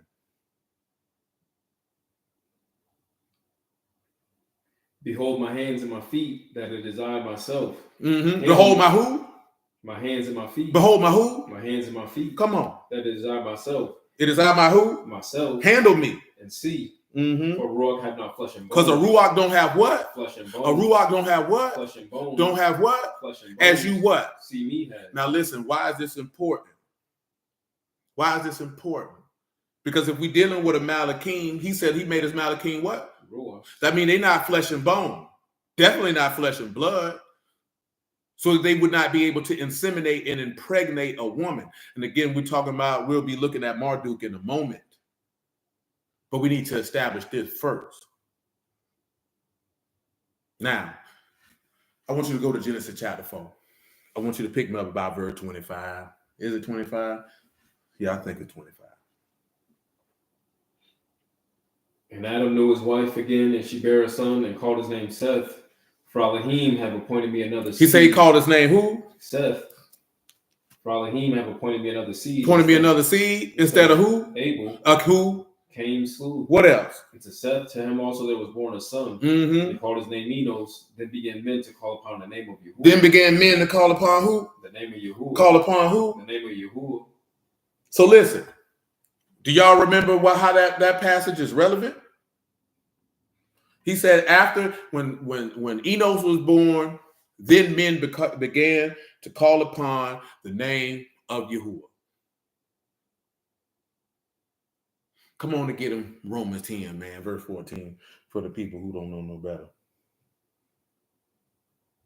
You saw a version where it said it's profane. What would profane mean? I've never seen a translation of Genesis 4 that said profane. I ain't never seen that before.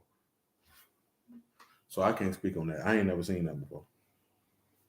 And how then shall they call on him whom they have not believed? How can they call on him whom they've not who? Believed. And how shall they believe in him whom they have not heard? How shall they hear without a preacher? And how shall they hear without a preacher? And how shall they preach except they be sent? For it is written. How beautiful are the feet of them that preach the gospel of shalom and bring glad tidings of good things. But what did Isaiah say though? But they have not all obeyed the gospel. For Isaiah said, Lord, who have believed our report? Who believed what this man said? So then faith by hearing. And hearing. By the word of Now we talked about that when we were talking about being over righteous with Job. Because he said that. He said, I heard of you with the ear, but now my eyes see. Because remember, what was Job's issue?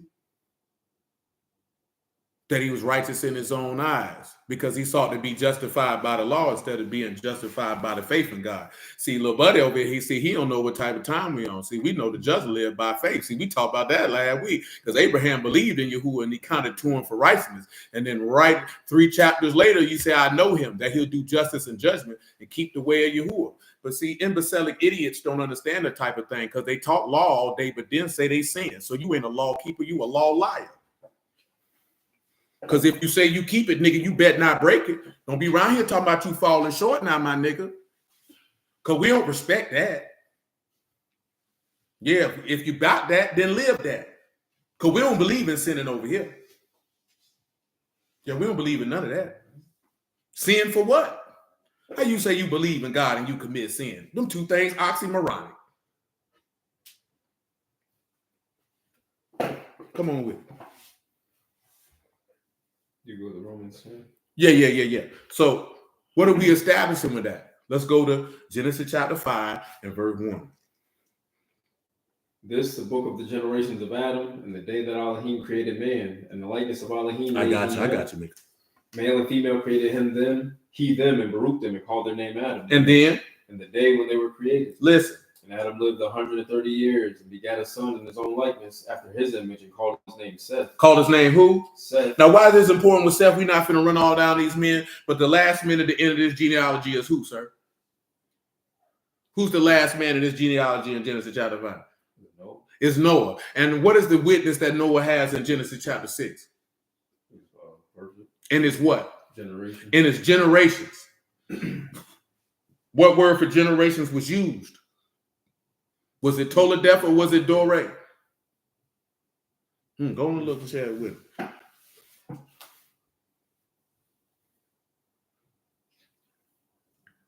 Let me get this book ready. Let me do that.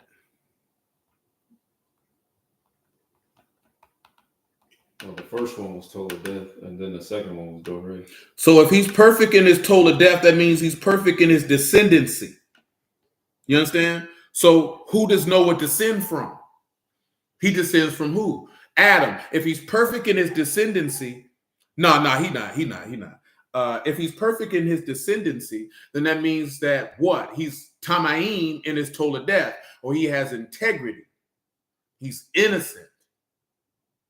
So give me Luke chapter 3, verse 38. This dude posting passages like we supposed to be like, oh, he dropping truth. Woohoo! See, I don't like people who he just paid that.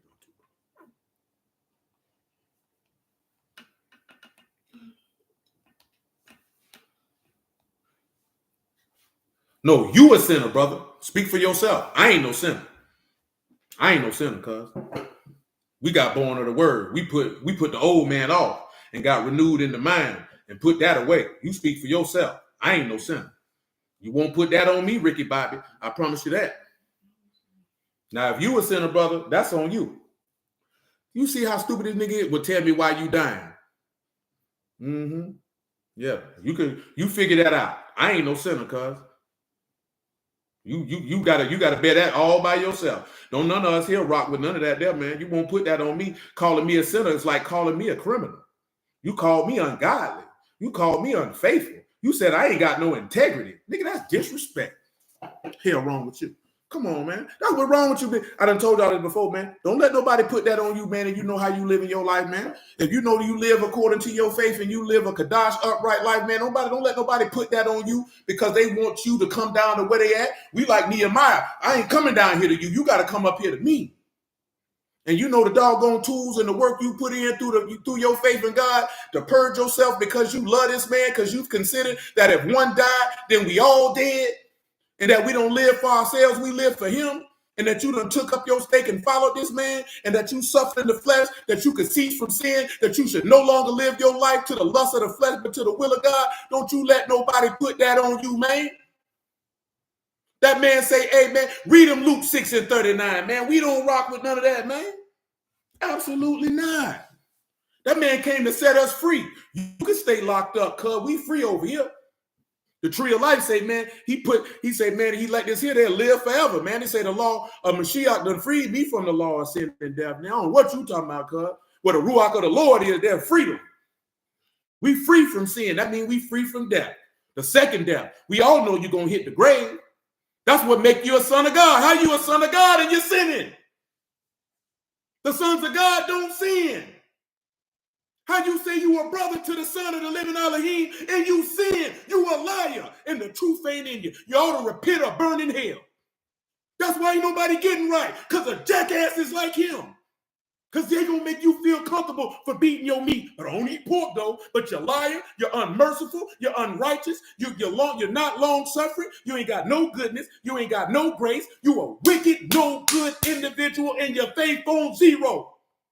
You don't believe a single solitary thing this man promised, because he promised you he'd make you perfect.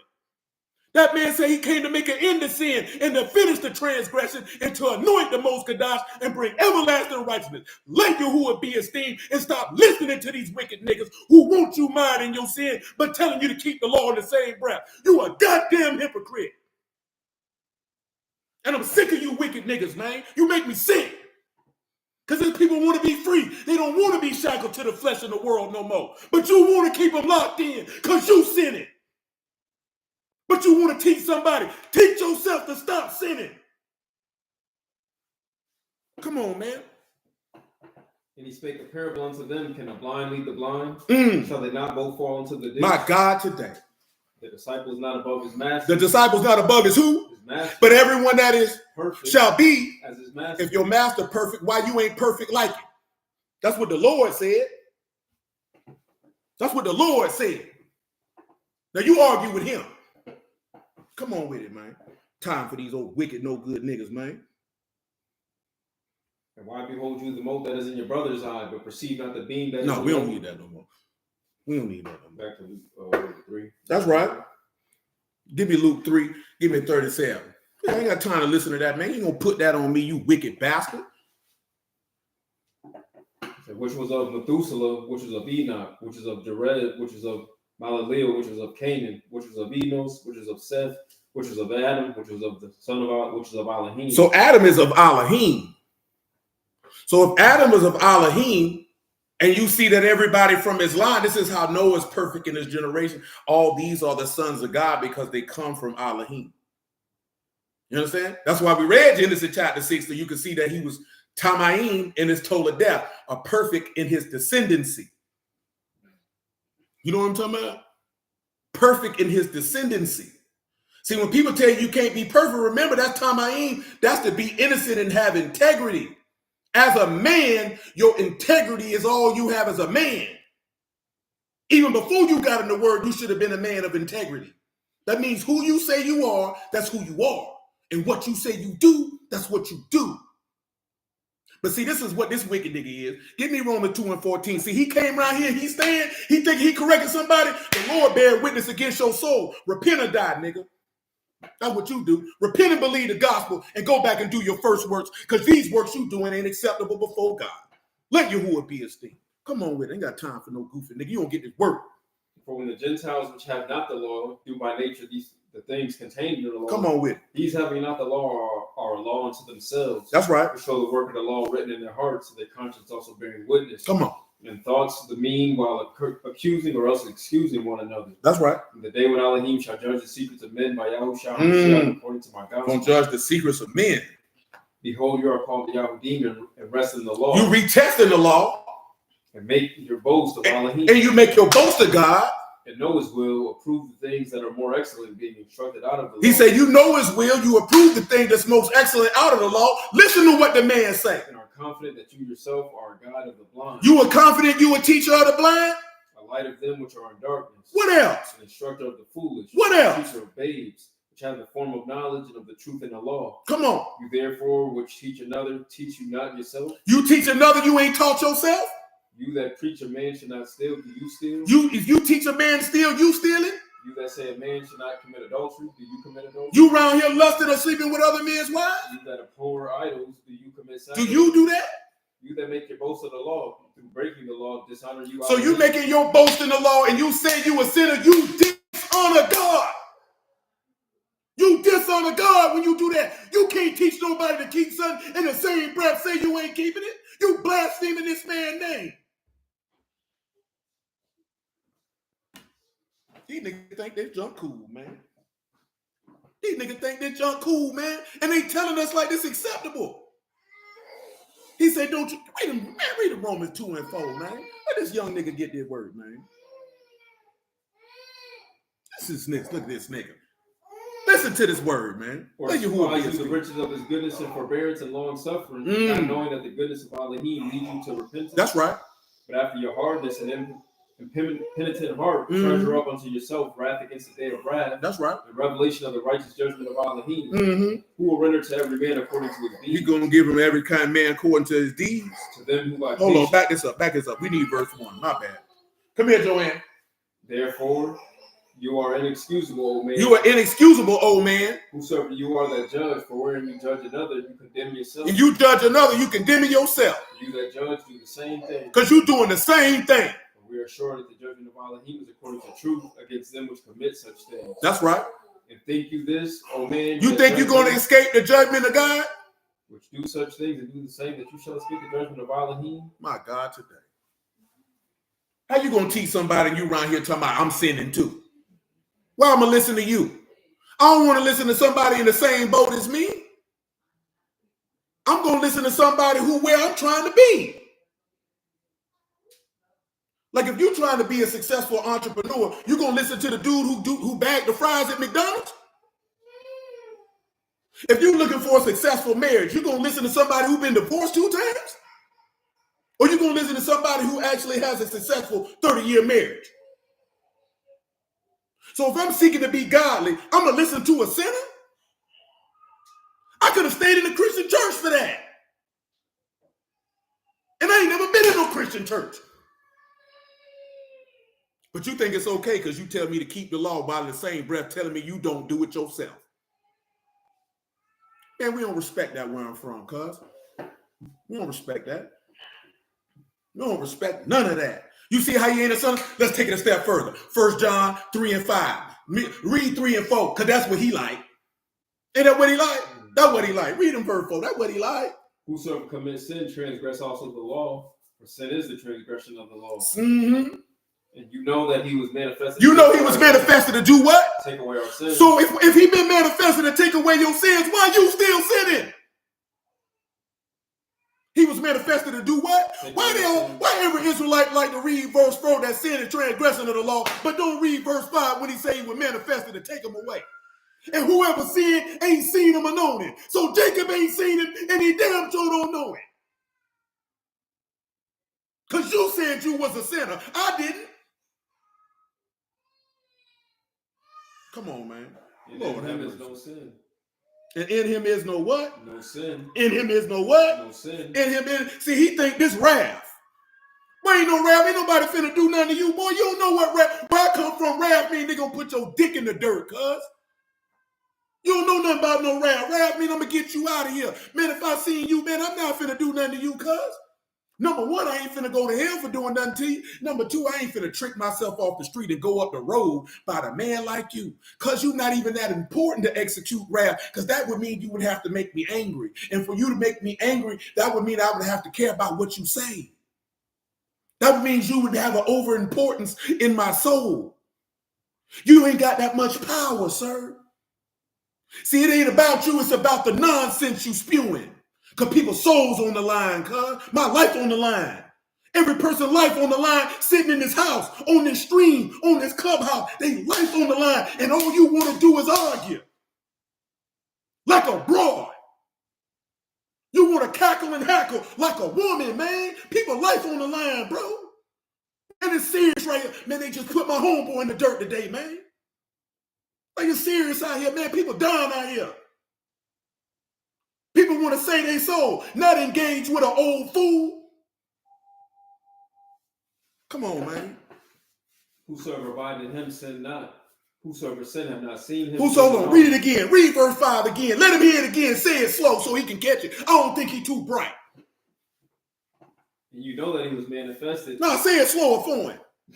Make sure he hear every syllable. I don't want him to hear every syllable. No, I'm just messing with you. 1 John 3 and 5.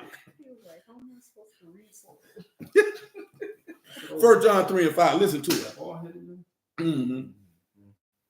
And you know that he was manifested. You know that he was manifested to do what? Take away our and sins. In him is no sin. Whosoever abide in him sin not. If you abide in Mashiach, you don't do what? Sin not. So if you sin and you don't abide in the Lord. That's what the book say. Read it again. That's what the book say. Whosoever Paul, this is how we also know that Satan is not a son of God, by the way. Continue. Whosoever abide in him sin not. Mm-hmm. Whosoever sin have not seen him, neither known him. He don't know God. Little children, let no man deceive. Don't let nobody lie to you, baby. He that do righteousness. If you do righteousness, is you righteous even as a Mashiach is righteous. If you do the works of Abraham like Mashiach did, you righteous just like him. Because Abraham believed Yahuwah and he counted it to him for righteousness. And because he believed Yahuwah and he didn't stagger at the promise of God by unbelief, he kept justice and judgment and kept the way of Yahuwah. Let your Abba and Shamahim be esteemed continually and perpetually. Go ahead. He that commits sin is of the devil. He that commits sin is of the who? Of the devil. So I get Jacob of the devil because he said he sinned. He that commits sin is of the who? Of the devil. Of Yahuwah. Of the devil. Of God. Of the devil. Of Jesus. Of the devil. Of Yahusha. Of the devil. That nigga there, the devil then. Come on. For the devil sinned from the beginning. So I guess you've been sinning from the jump. For this purpose, the son of Elohim was manifested, that he might destroy the works of So I guess the son of Elohim gonna destroy Jacob then. Because hold on, because he said he was a sinner, didn't he? Did I say he was a sinner? He said he was. Go ahead, man. Whosoever is born of Elohim do not commit sin. He that's born of Elohim don't do what? Commit sin. Don't do what? Commit sin. Why? For a seed remains. Because the word in it. And he cannot sin. He can't sin. Because he's born of Elohim. Because he's born of God. This is how we know Satan ain't a son of God, because he commits sin. But come on, keep on rolling. And this Shalom, children brother of Elohim are manifest. So this is how we know how the sons of God are manifest and the sons of the devil. Whosoever commits sin is plain that you are the devil. Whosoever don't commit sin is plain, you born of God. It can't get no clearer than that, my G. This is how we know Abel was of God and Cain wasn't. This is how we know Jacob was of God and Esau wasn't. That's how we know. This is how we know that Noah was perfect in his generations, because as the earth was filled with violence and they corrupted the way of Yahuwah, this man remained perfect the whole time, meaning he maintained his integrity, his innocency, his honor. He never dishonored his God. See over here, baby, you know the term, baby. It's death before dishonor over here. We rather die than dishonor our God. Because what did he say? He said, hey, man, don't fear them that could kill the body. And after that, they ain't got nothing they can do. It's serious like that but we love this man with a, like, yo, it's serious, man. This man laid his life down for me, and I wasn't deserving of the sacrifice. This man showed favor and acceptance that I might be rich when he made himself poor. See, we understand the work, the man, keeping the man laws is a light thing, cuz that's not even no pressure, my G. Man, ain't no law in there hard to keep. Not one. Oh, it's hard not to eat crab legs. No, it's not. It's not hard to keep the Sabbath, cuz. It's not hard to keep no feast days, cuz. It's not hard to do any of that. It's not hard to not slander your neighbor, to not run with a group after a multitude to do evil. Ain't none of that hard. But we live according to the promises of Elohim because we seek a more perfect way. We're looking for an earth and a heaven where righteousness dwells. See, we live according to the promise. Not sinning is light. You know why? Because he said, my yoke is easy and my burden is light. My God today. My God today. Come on with it, my G.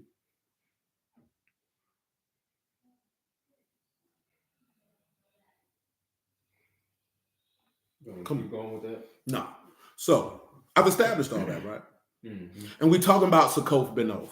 Let me give some more background information on Succoth Benoth again, just to reiterate that for the people, because we already got Marduk on deck. Where did my stuff for Succoth Benoth go? I don't know. Let me get it back up here again, y'all. So remember, Succoth Benoth was a Babylonian deity whose image was worshipped in Samaria after that was captured. It was a chamber where Babylonians held women for prostitution. The booths or tabernacles are where images of goddesses were worshipped, and it was the tents of the young women. The Assyrians brought this deity to Samaria after defeating the Israelites and setting peoples from Mesopotamia in that area. I got a picture of it that I can put on screen for y'all. Of course, Clubhouse not going to be able to see it. Let me turn this down a little bit. Maybe you can see it a little better. My bad. This is a picture of Succoth Benoth right here. And here's another photograph. Oh, it went away. I'm sorry, y'all. My God, today. Here's another photograph of Succoth Benoth.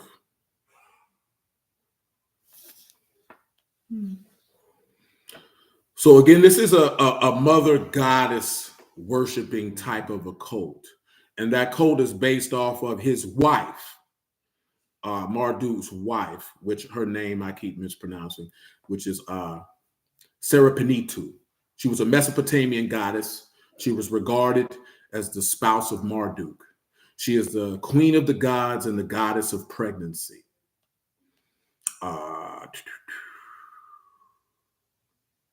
They arguing about her name. I don't care about all that. I don't care about her name. Her association with other deities. So this is the spouse of Marduk. She seemingly already indicated by reference to these two deities in the year of the name of Salmon Sulina. The tradition of pairing them with each other might have originated as early as the 3rd millennium BCE, and they were already appeared next to each other in the Weidner God list. Other texts belonging to this genre also pair them together, with the exception of the Old Babylonian God list from Nippur, which did not allude to any relationship between them. Serapinit is instead placed in the section which otherwise lists deities related to Inanna. In this case, which according to Joanne Goodnick Weston holds, is unusual for her. It is believed that Sarah P2 could intercede with Marduk on behalf of petitioners through Celine Dubois' remarks that text documenting this function could portray her in an ambivalent light, as she could both slander and praise these who asked her to meditate on their behalf, which can be considered a parallel to Marduk being portrayed both as a forgiving and punishing figure himself. Due to being regarded as the wife of Marduk, Serenptahit was also considered the daughter-in-law of Ea. Nabu was regarded as the son of Serenptahit and Marduk. Amen. 10K. 10K just put on there, whosoever is born in the strongs of God, making men his sons through the faith of Hamashiach's word. Absolutely. And that was the point that we were getting to in regards to establishing who these sons of God is with the Genesis 5 genealogy. Because also the genealogy in Luke chapter 3 is Adam's genealogy. So, excuse me, this is tying Mashiach to Adam so that he can reverse the work that Adam did, because Adam was of Elohim.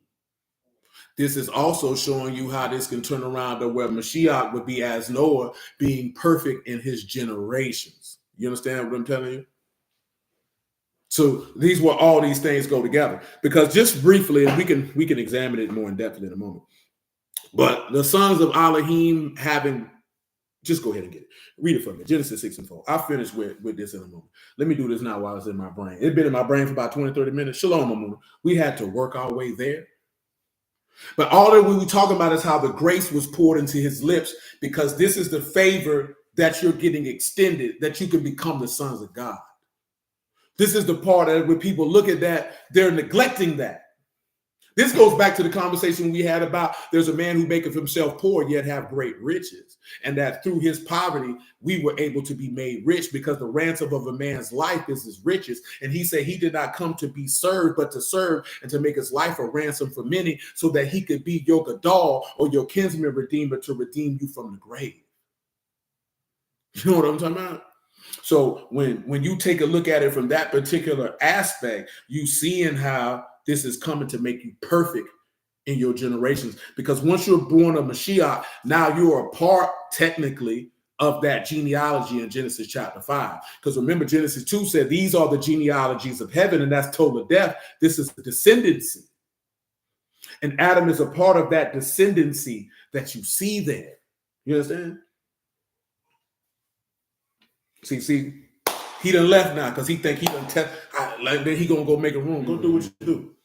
See, let me tell y'all something about individuals like him. And I'm being serious. I'm not even being funny. This person is a real live example of what the Pharisees and scribes were. See, when you go to talking about the works of faith, they have a problem with that. Because in their mind, they saying, I'm Moses' disciple. Now, the difference is they will purport that they are the disciples of Hamashiach. But in reality, they don't believe anything that he said. Because in the reality, if Hamashiach was in the flesh and alive amongst these people, they would kill him again. And they would call him a heretic again. Do you remember what he said in John chapter 10? In John chapter 8. Then people was coming for him. He said, which one of you can convince me of a sin? And if not, why you don't believe what I'm telling you? Get it for him, man. John 8 and 42. Just work with me, man. We walking it down. It's the Sabbath. You got time. Let Yahuwah be esteemed. See, when we started, one thing I knew, Emma, once I started reading about Marduk, them, I know he run in.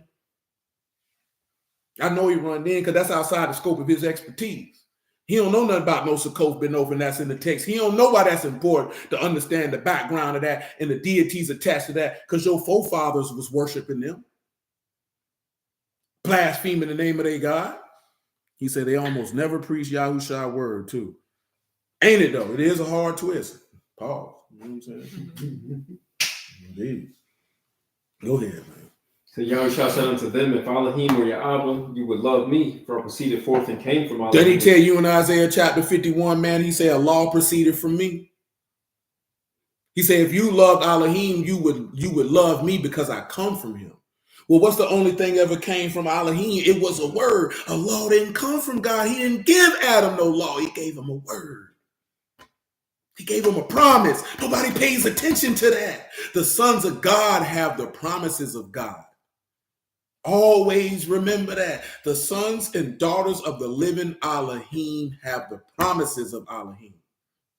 When you see these people and they talk against this man, I'm talking about, and when I say these people, I'm talking about people who profess. You got people like with a lot of Jewish people, they'll tell you that Jewish people don't believe the book because they spend more time denigrating and disrespecting Yahuwah and his word than anything. Why you deal with something that you don't like? But they say, but that's our culture. Nah, cuz you faking and capping, bro. You don't get to use this as our culture as a cap for your blasphemy, for your disrespect and dishonor.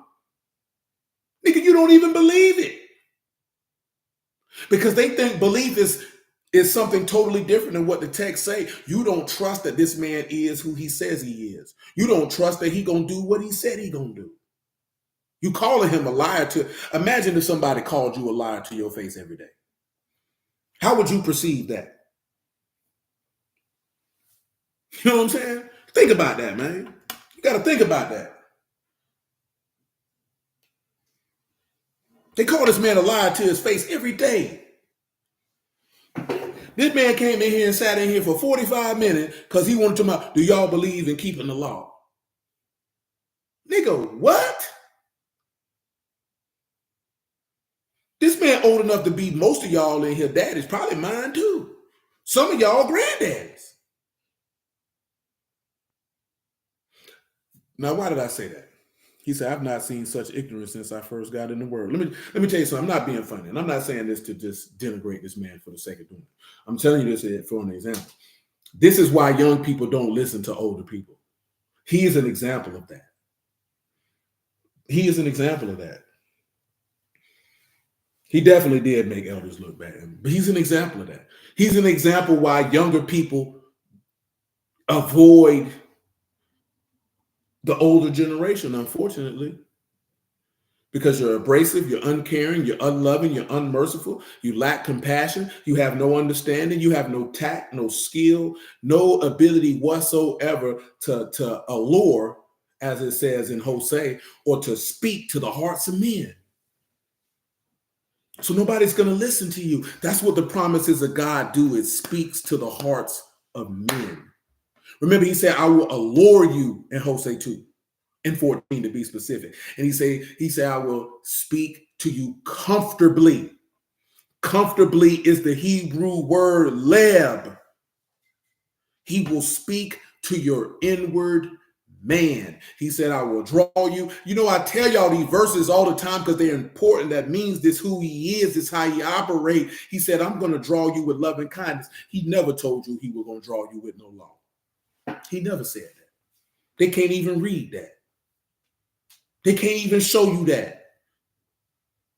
What he gonna bring you? Why would he try to speak to you with some instructions? You know what I'm saying? Niggas is dumb. This is what I mean when I tell you these people are dumb.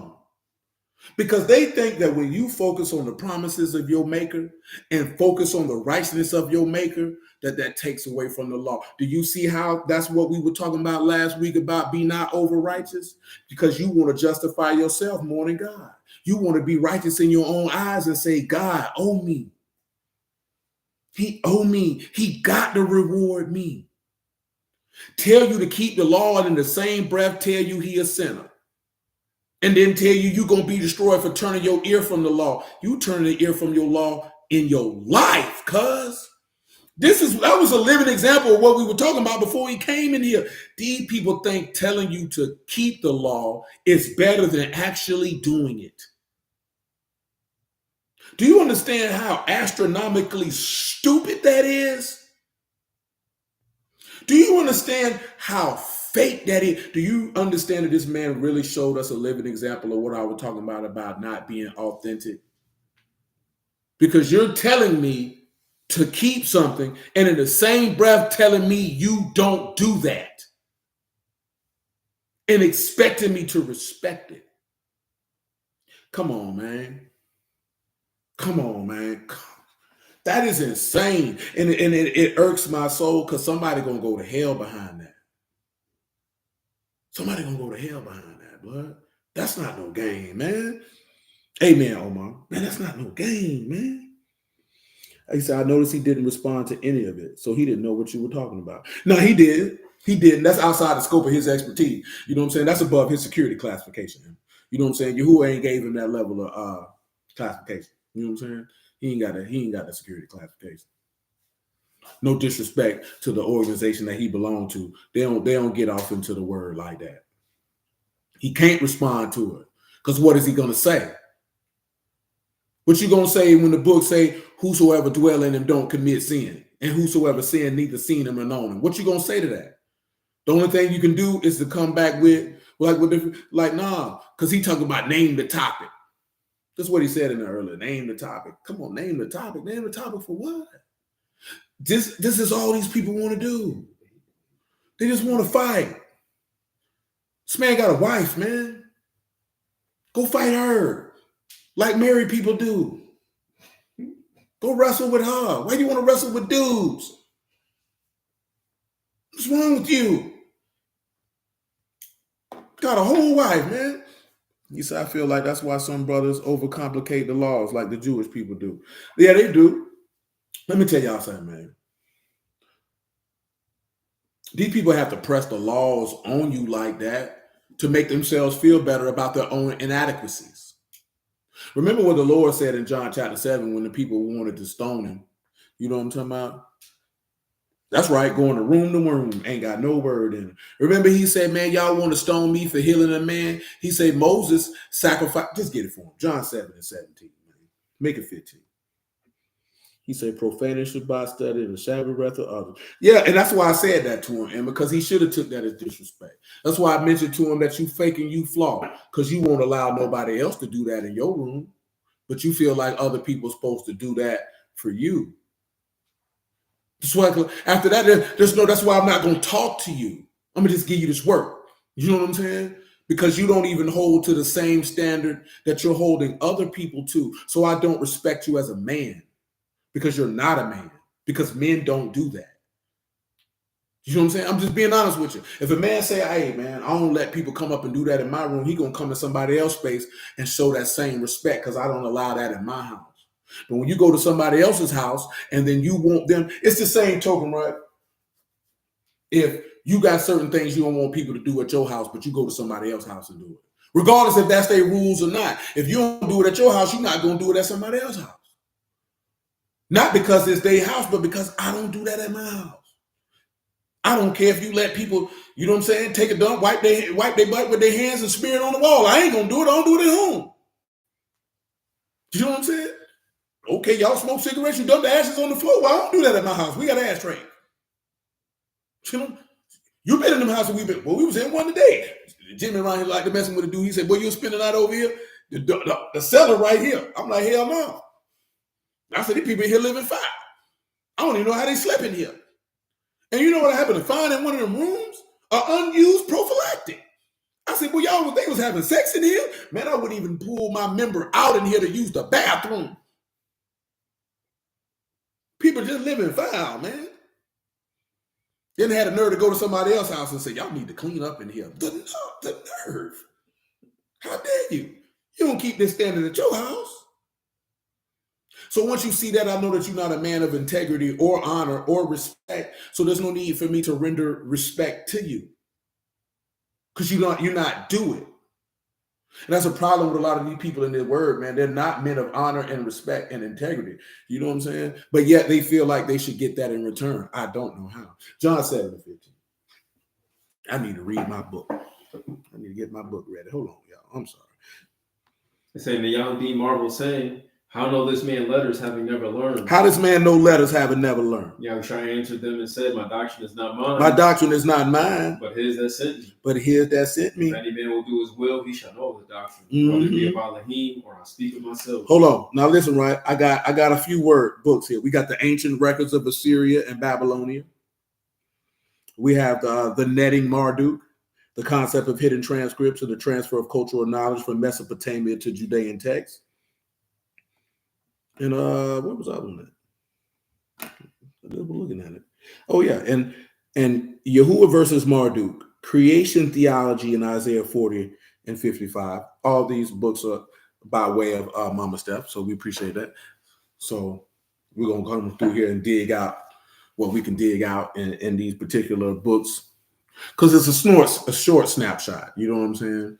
Because in reality, we would need to actually like really go through them. You know what I'm saying? So I didn't send those books to the chat yet, but I will. You know what I'm saying? So you can have them if you desire to read them for yourselves. Go ahead. Say, he that speak of himself seek his own esteem, but he that seek his esteem that sent me, the same is true, and no unrighteousness is in him. No unrighteousness. He say, he that seeketh the esteem of him that sent him, the same is true. You have to pay attention. Are they seeking the righteousness of the person who sent him? After he finished this, he's going to go back to John 8. Come on. Did not Moses give you the law? Did not Moses give you the law? And none of you keep He said, but none of you keep it, though. Why go you about to kill me? You already just told them people? He said, y'all talking all this law talk, but none of you keep it. But you want to kill me for breaking it, but you break it. That's why he said, he that's without sin cast the first stone. Because y'all ain't keeping it. Why you trying to do me like that? Back to John 8:42.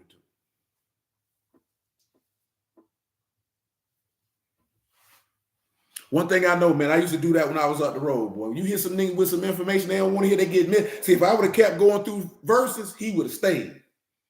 Once we went to talking about Marduk, I know what to get rid of you. Let me tell you something, man. My desire is for each one of you men to be very well-rounded individuals. That you can be able to sit down and have a proper conversation about the things that pertain to your soul in the area where you believe your forefathers came from, and to have at least a good grasp of the subject matter. I ain't saying you got to be no expert. You know what I'm talking about?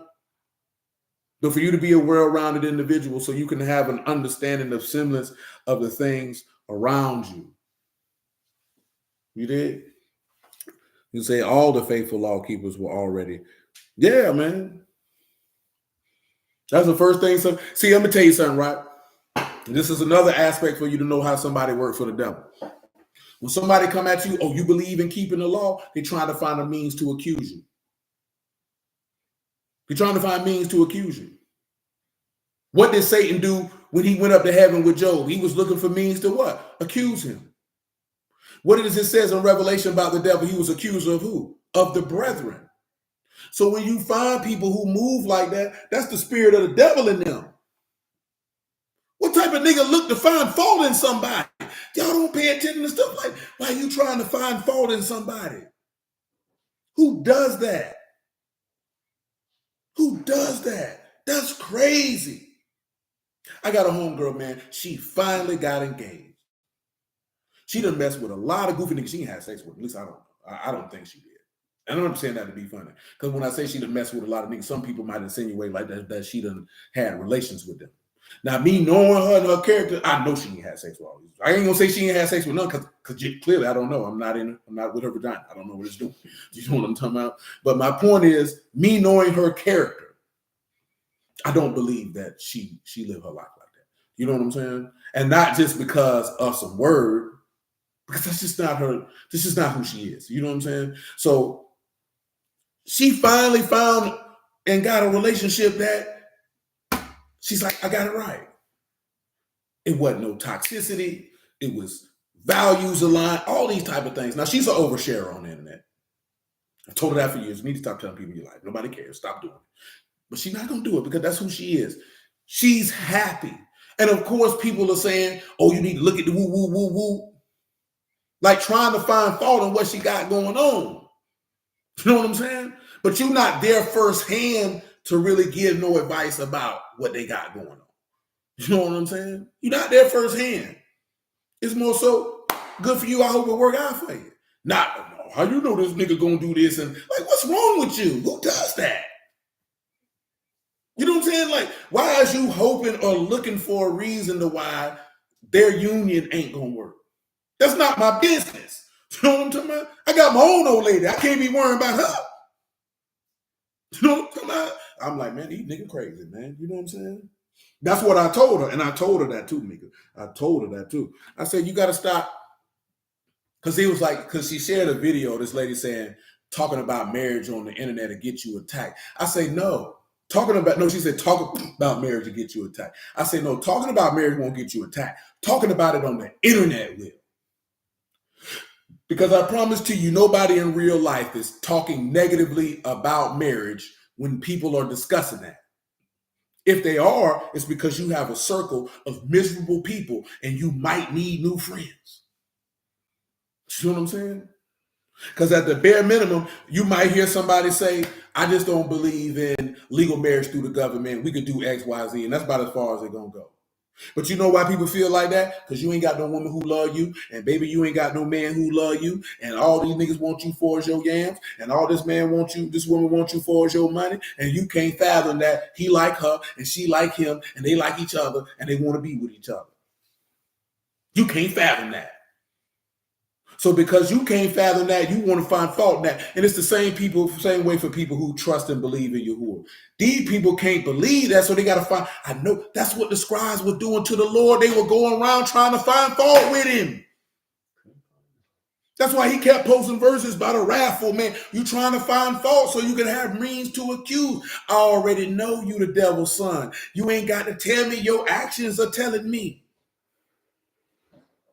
Where did you see Yahushua walk around at any time and accuse anybody? I'll wait. Where you seen him accuse anybody? Where do you see him walking up on anybody and say, I know you out here sinning? Where you see Yahuwah doing that in anybody from Genesis to Malachi? Going out looking for accusations. Where you see him doing that? That's not a God. God don't operate like that, baby. That's why he rebuked Job's friends, because they were accusing with no proof. They were judging according to appearance. They weren't judging righteous judgment. My God, today. Come on, man. I still got to finish what I'm talking about at Genesis 6. Let Yahuwah be esteemed. I don't know why this nigga tried me, man. Let me tell you something, man. And I don't say this out of no. I stay away from these dudes. And I stay away from these dudes on purpose. You know what I'm saying? Because I say this humbly and respectfully by all the grace and mercy that is contained in the Son of Living Elohim, Yahushua HaMashiach. If he give me strength, I will drop my foot so far down these niggas' throat. I will kick every living organ out of their body. You know what I'm talking about? Because I don't like these people. And it's not because I don't like them personally. I don't like these people because they're killing people out here. And they're doing it intentionally in order to protect their own frail ego and to mask their insecurities and the lack of confidence in the living Elohim's word and the fact that this ain't what they want to do. I don't have respect for men who don't have care and compassion for the people. Because see, me preaching the word don't make me think I'm any different or any better than y'all. Like I just told you, man, they put my homeboy in the grave, man. I used to sit on the same doggone storefront that he was running from the police from. I was right out there with them, boy, where they were doing what they were doing and dropping word on them. I ain't never look at them no different. And y'all have mercy on his soul. I used to be out there with Pastor Bobby, and me and him would be sitting out there chopping up word, man. And I used to be through that whole thing. I already know that. How I'm going to look down on you, boy? I used to be in front of this same store. I caught the case that sent me to prison in a good 3 to 5 minute walk from this same store. You know what I'm saying? I done stood on many blocks, many corners, trapped out apartments, hotels, and all, man. I can't look, nigga. I had to get butt naked and put my head on a bench, man, and spread my anus open for some white man because I was incarcerated, cuz. I had to stand in a circle of men butt naked and be strip searched to be transported from one facility to the next. I had to walk into a courtroom shackled from hand to feet like a real live slave or animal would be.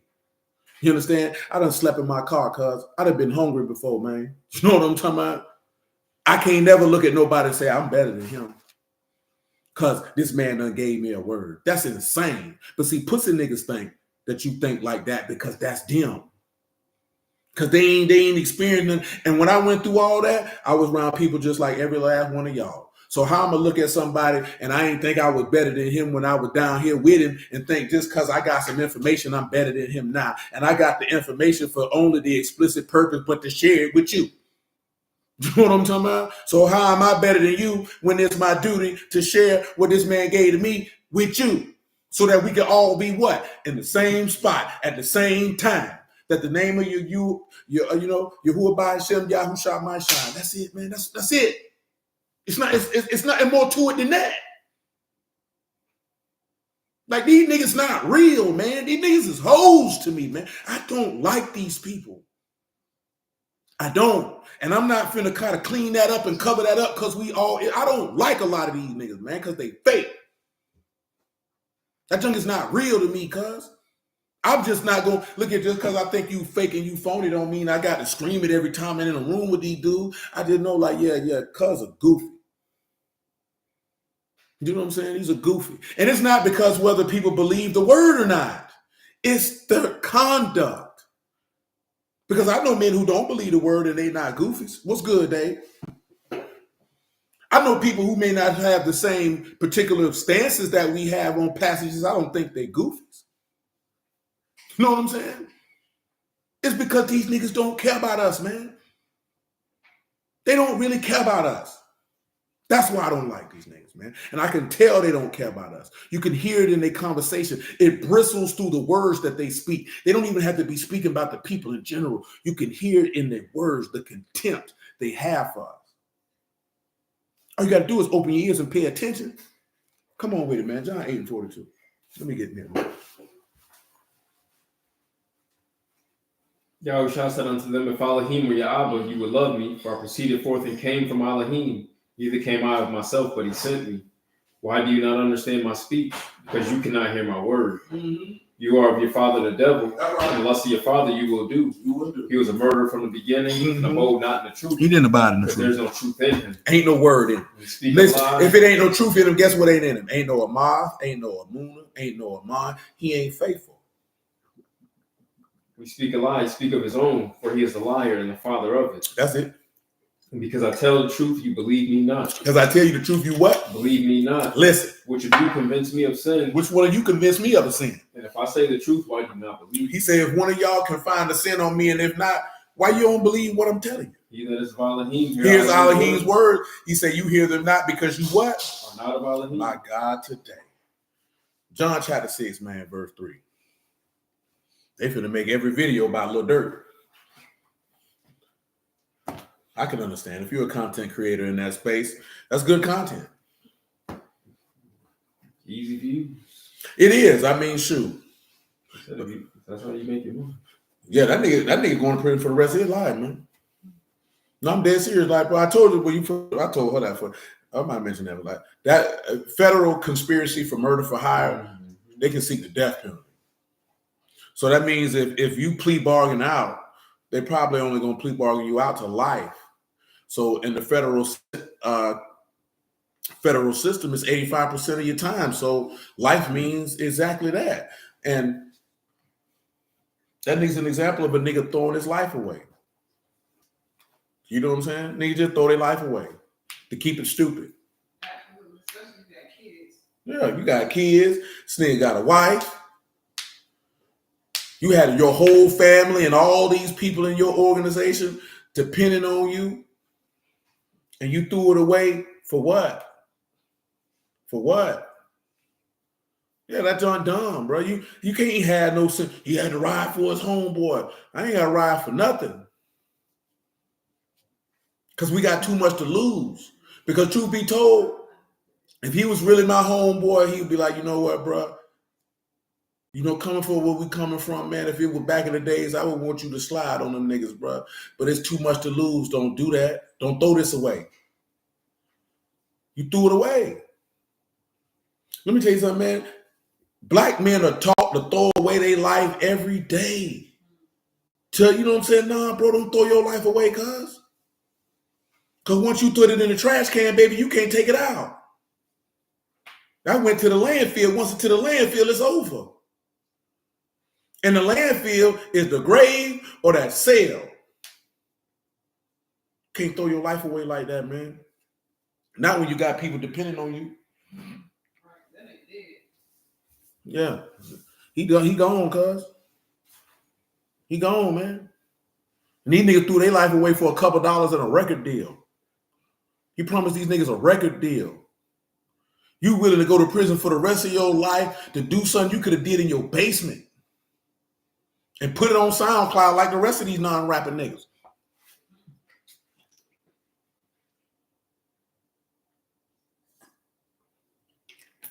Now, I'm not saying that to denigrate that man. I'm saying that let that be an example in every area of your life. Boy, don't throw your life away, man. Because once it's gone, cuz. Once you in that casket, shoot, bump the casket. Once they put you in that, up under that sheet on that gurney to take you to the medical examiner's office, it's over.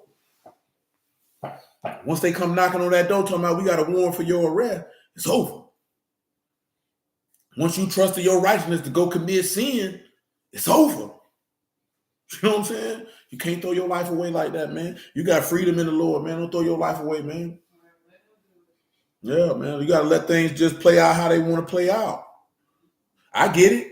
Look here. I'm not saying that he wrong per se for wanting to get revenge for his friend. Because clearly, you know, from the law with the revenger of blood, that clearly that's a thing.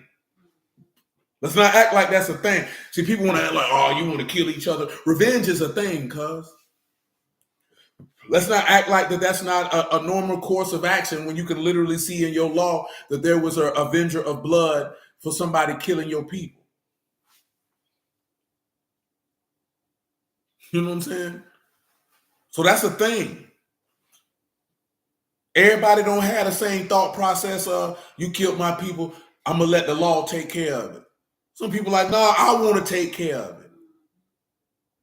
You know what I'm saying? But you have to sit back and pause and realize what you got at stake when you go do that. Some people don't care about the consequences. Some people begin to care about the consequences when the consequences arrive. You remember how Minister Society ended? When he said, my granddaddy once asked me, did I care if I live or died? He said, I don't know. He said, but now I do. And now it's too late. You know what I'm saying? So when you sit back and you look in your law and he say, I set before you life and death, blessing and cursing, don't wait till it's too late to care about life and then you be going to hell. Because you ain't going to be able to turn around and say, I repent, Father, forgive me, let me in your kingdom. He ain't going to do you like he did the thief on the stake, man. Because you didn't hear no word to believe on to get that type of mercy. You let these people tell you that if you want to. You turn your back on this man for too long, he not going to be there. He said, if you forsake him, he going to forsake you. See, this man ain't no sucker, no simp. He not going to be sitting here, I know she going to come back and love me one day. No, you going to come back looking for him, and you're going to be like, oh, he gone. Then when you go to knocking on the door, say, oh, they go my baby. He going to say, depart from me, work of iniquity. I never knew you. Who are you? Why you knocking on my door? I don't know you. Stop knocking on my door.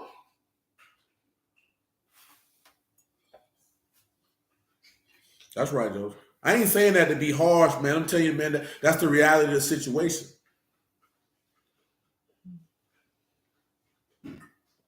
Come on with Genesis 6, man. You went to John 6? No. I ain't had none of John 6. I said Genesis. 6 and 1.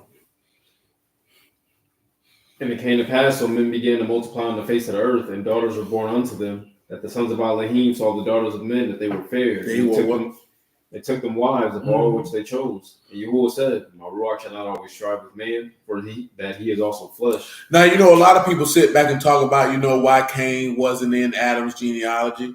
And it's obvious why Cain wasn't in Adam's genealogy. And I'm going to ask y'all a passage out of the law that you would use to show why Cain is not in Adam's genealogy. And I'm going to tell you, it's not in Genesis.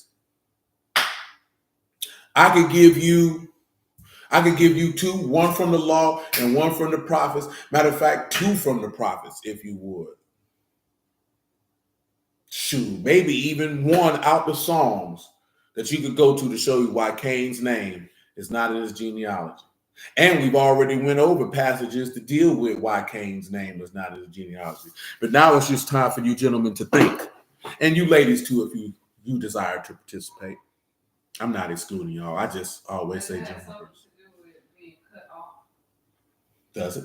Are you asking me or are you telling me? I'm asking you so that I know which direction to Now, if I did that, then I'd be giving help to everybody else. So I'm gonna have to ask you to fill out your dissertation and just let me know what you came up with. I ain't trying to be funny. You got time. Ain't nobody answering that, baby. You got time. You got time. I understand. You say being cut off or put out the camp. Mika says she agreed with you. She must hear you. Well, y'all around here on the same wavelength. Y'all be talking to each other with your thoughts. Like, what's the nigga name from the X-Men? Professor X. I ain't read X-Men. His name is Charles. My name is Charles Xavier. You know who he was supposed to be? You don't know who he was based on? I think he was based on, if my memory serves me correctly, I think he was based on Malcolm X. I mean, Martin Luther King, and somebody else was based off Malcolm X. I think Magneto was his people. Yeah, Magneto was based off Malcolm X, and Professor X was based off MLK. This is from the creator. Yeah, from the creator. He said he purposely patterned them after those two men to be the antithesis, like that. You know what I'm saying? Read me Proverbs 1:28 through 30. That's what Brother Omar put in there.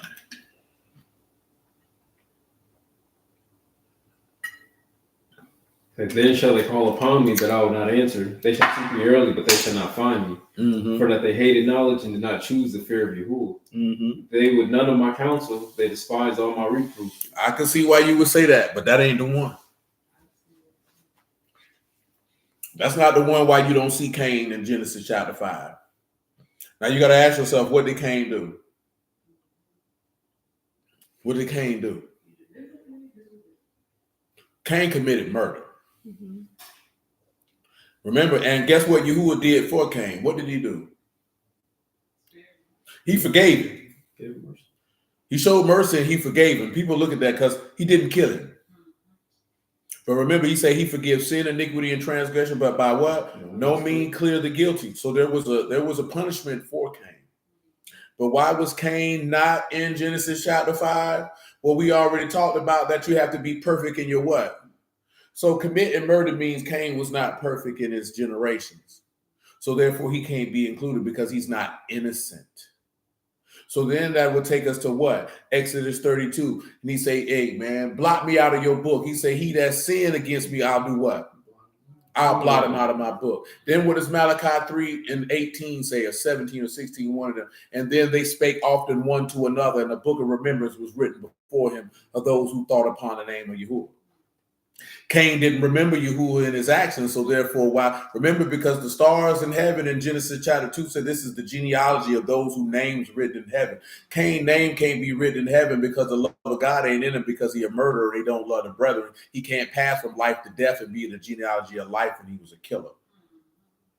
So he can't be there. You know what I'm saying? This stuff is not hard. Like a lot of people want to come up with all this extra stuff, and then when you mention these things, they try to invalidate it. That means they just don't know Yahuwah. Give me 1 John 3:12. Because matter of fact, 1 John tell you that. Don't be as Cain. Like how you gonna commit murder? So that means this is the key thing, right? He didn't kill him right then, but he cut him off. Because his name is not reckoned in the genealogy of the righteous. He cut him off. See, when people be like, oh, you don't know what, he cut him off. The same way he cut Saul off and turned him reprobate. And then that's when you read in 2 Samuel, he said, I won't take my mercy from him like I did Saul. He tell you, I cut Saul off. When this man tell you he cut you off, that means he done with you. Ain't no book of remembrance for you when he done cut you off. You're going to hell. Absolutely. You say smiting your neighbor secretly. Is that another reason? I can allow it. That was why he would be cursed. We can read that also. Come on. 1 John 3:12. Say not as Cain was of that wicked one and slew his brother. Not as Cain who was of that who? Wicked one. And slew his brother. And wherefore slew he him? Because his own works were evil and his brother's righteous. Listen what he said. Marvel not, my brethren, if the world hates you. Don't be amazed. We know that we have passed from death unto life. When you what? Love the brethren. So how could Cain pass from death unto life and he ain't love his brother? Hey, yeah, how Esau gonna pass from death unto life and he don't love his brother? How that's gonna happen? That's not gonna happen. Go ahead. He that loved not brother abide in death. If you don't love your brother, you abide in death. That's why Cain is cut off. How he gonna be a son of God and he a killer? When wrath work not the righteousness of Elohim. Go ahead.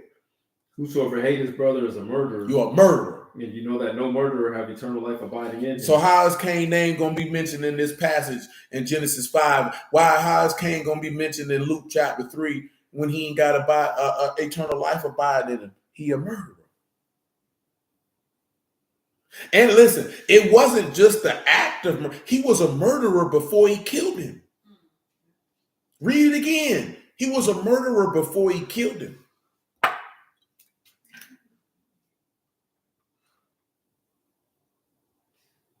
Go ahead. Because not as Cain who's of that wicked one is No, I mean the verse you just read. Oh, verse 15. Whosoever hate his brother is a murderer. Who that ever hate his brother is a what? A murderer. Mm. And you know that no murderer have eternal life abiding in him. Cain hated his brother. Before he slew him, he had already slew him in his heart.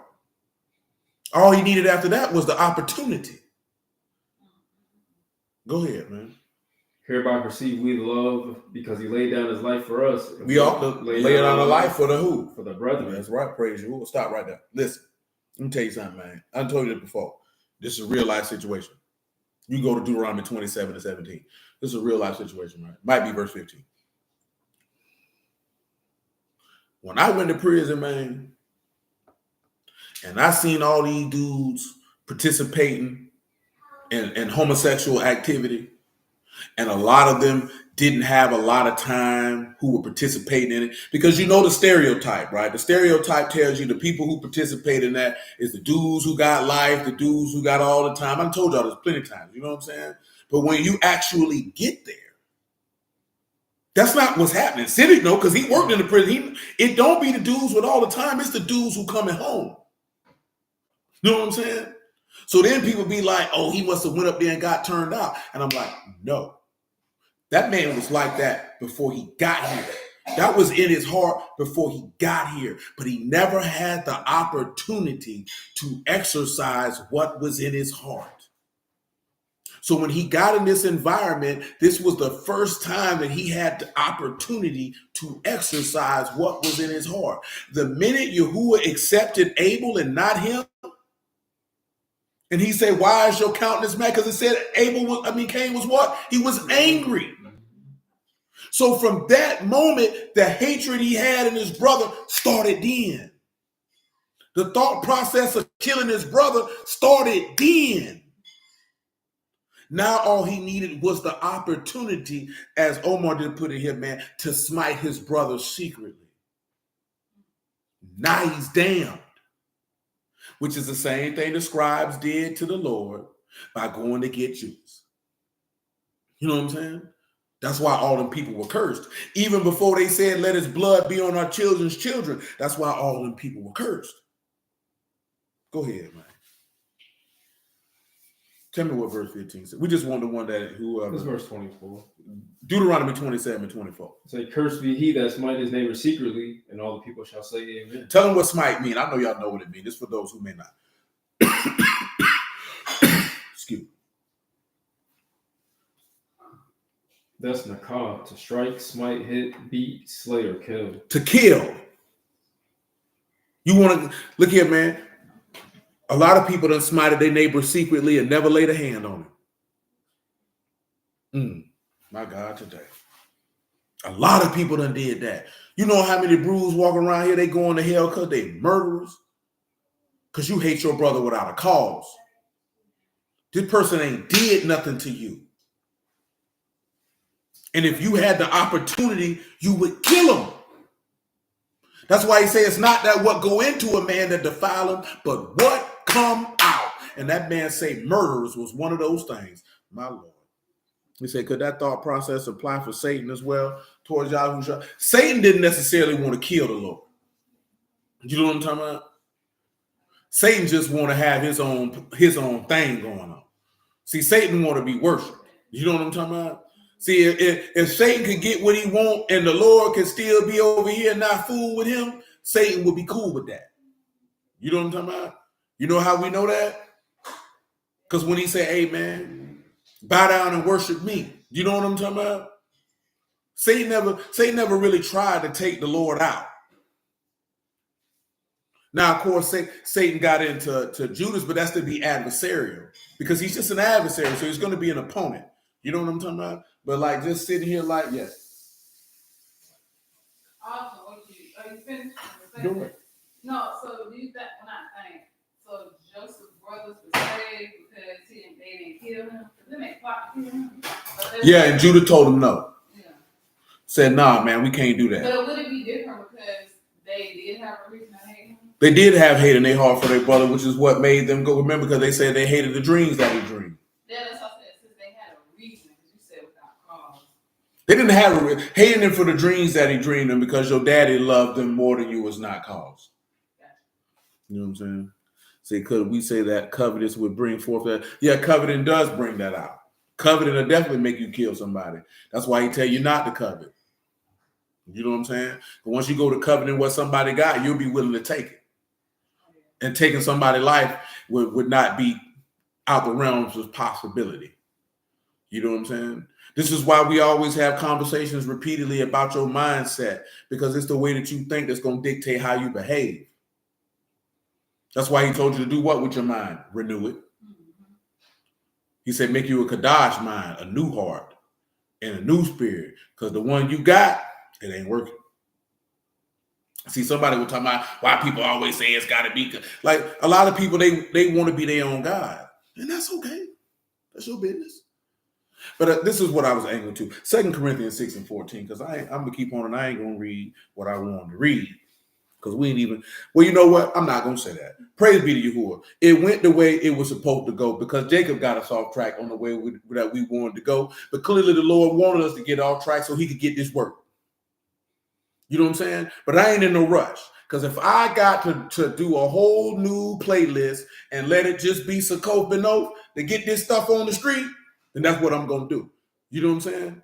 But Lord willing, we're going to get this stuff on the street because when we were having this conversation about angels having sex with women, I asked Mama Steph, does she have any information of antiquity of where this man came from? And she said it was Marduk.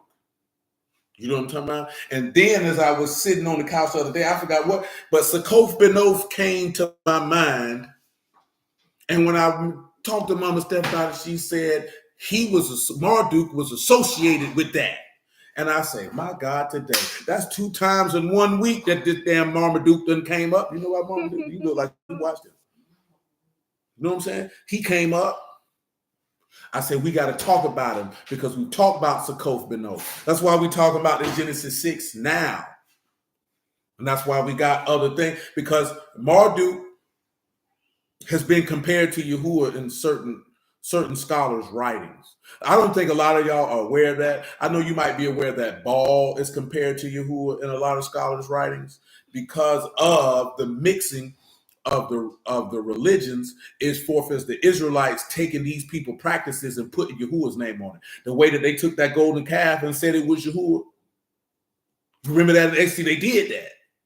And then you seen Jeroboam come back with a golden calf and say this was Yahuwah. You know what I'm talking about? So when you see these things, what ends up happening, and this is from what I can ascertain, in the minds of most men, because the Israelites like to take certain things and put Yahuwah's name on it and co-opt that type of behavior, people believe that that's, oh, see, he really their God, and that, no, Yahuwah is separate from that. See, I was also mentioning Ezekiel 13, right? When he said, hey, if you prophets going to do this in here, I'm going to blot you out my book. You know what I'm saying? Same way that Isaiah chapter 4 say everyone that's written in Jerusalem going to be Kadash. You know what I'm saying? See, there's no way for Cain to be written there because he's ungodly. So, of course, you know, Cain gets somewhere else. He marries a woman. He's got offspring. Because the reason of the being is you get a timeline, you understand, from Adam to Noah.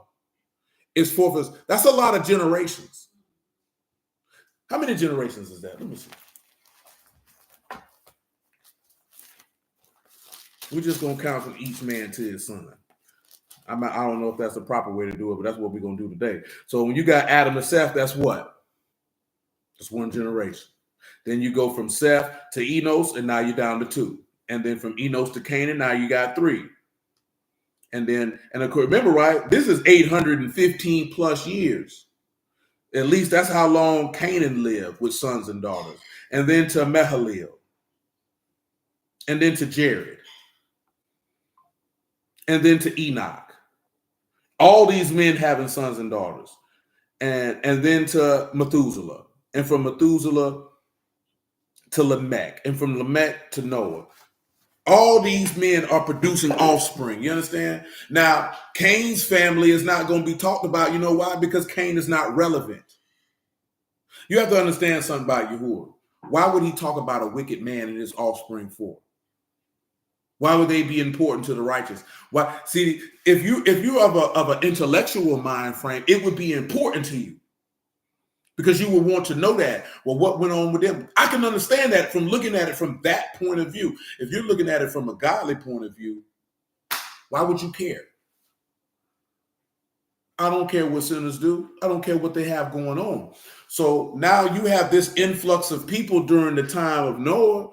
You got the sons of God and you got the daughters of men. Because remember, Cain is considered to be flesh. He's a son of Adam, but he's not a son of God. Do you know what I'm talking about? He's not a son of God because his generation is defiled. So he can't bear that title. This is how you know Cain is representative of Satan. You know what I'm talking about? Of getting booted and removed.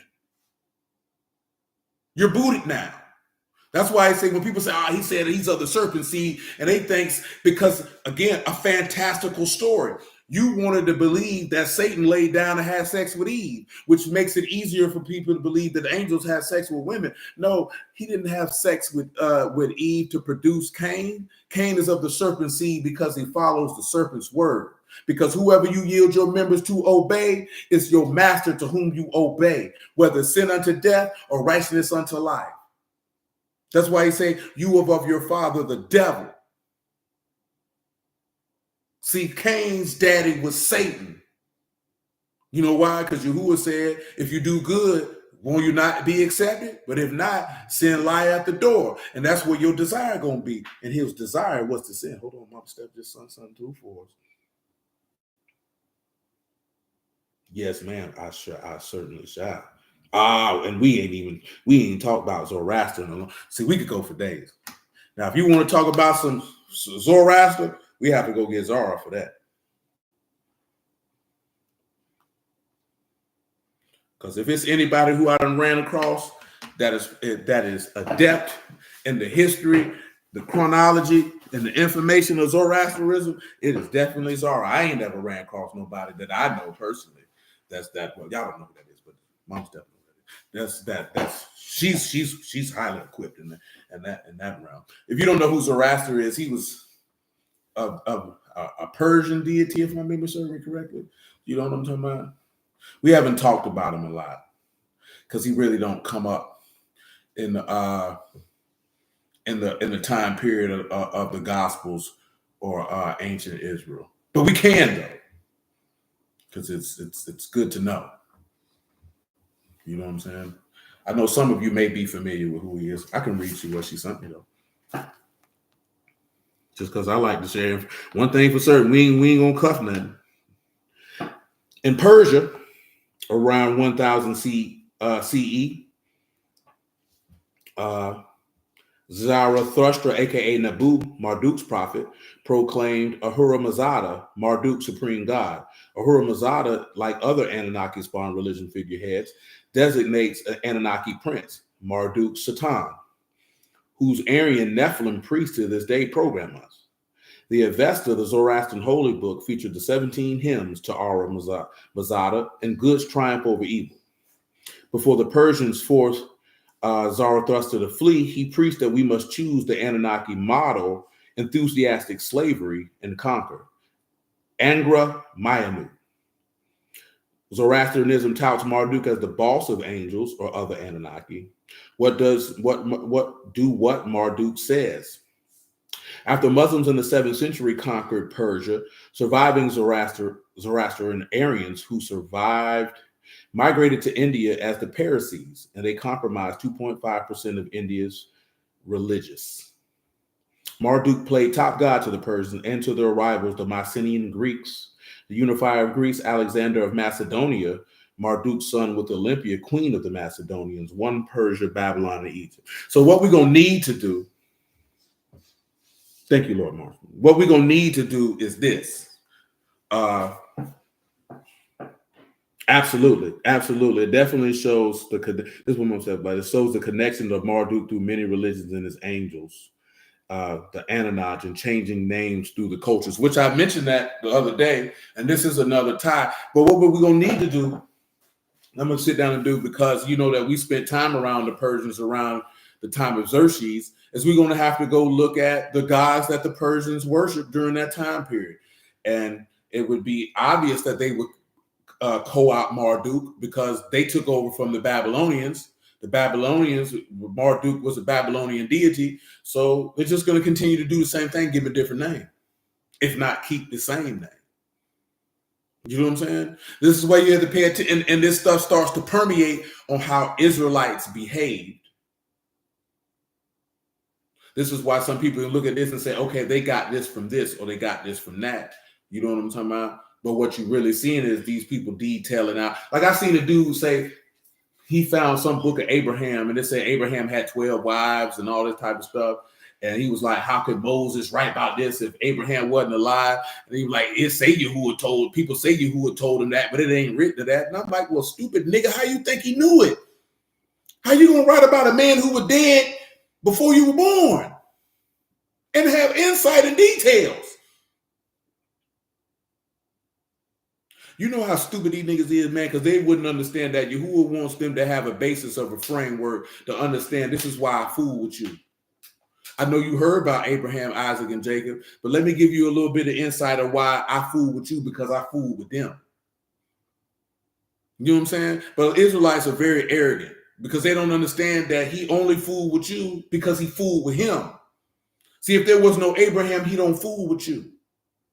See, a lot of the mercy and grace you get is because he fooled with Abraham.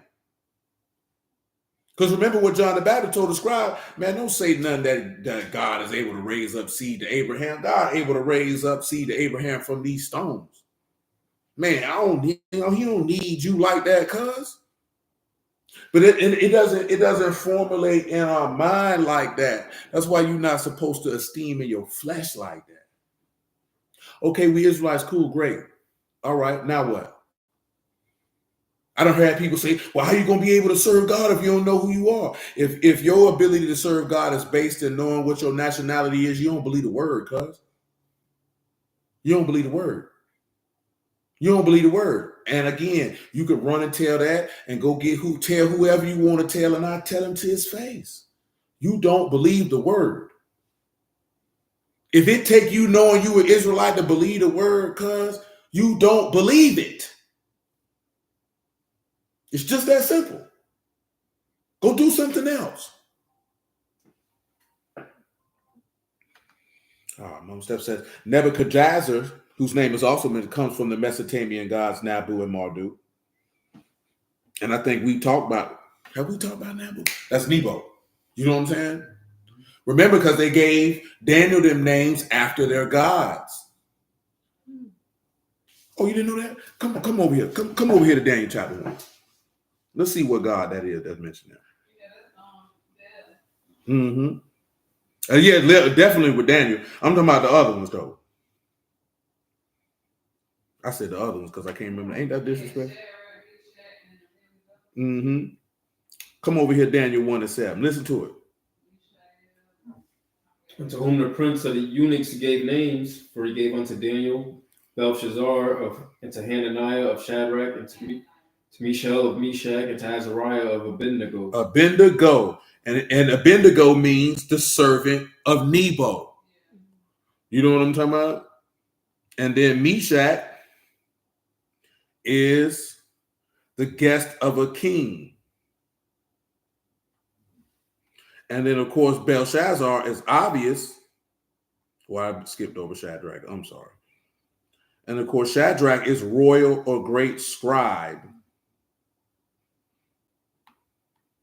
And then Belshazzar is the Lord of the straitened treasure, which is literally Baal. So they named these men after their gods. You understand? And you have to understand that this was common practice in these civilizations. The same way people say El and Yah and all these men's names is no different. It signifies the culture or the society that you belong to and where you come from. You have to understand that the ancient world is not like this world that we live in now, where you identified by country. These people identified by God. You know what I'm saying? Like, seriously. Because remember what it said about what her name is, Rahab. She said, I heard about your God.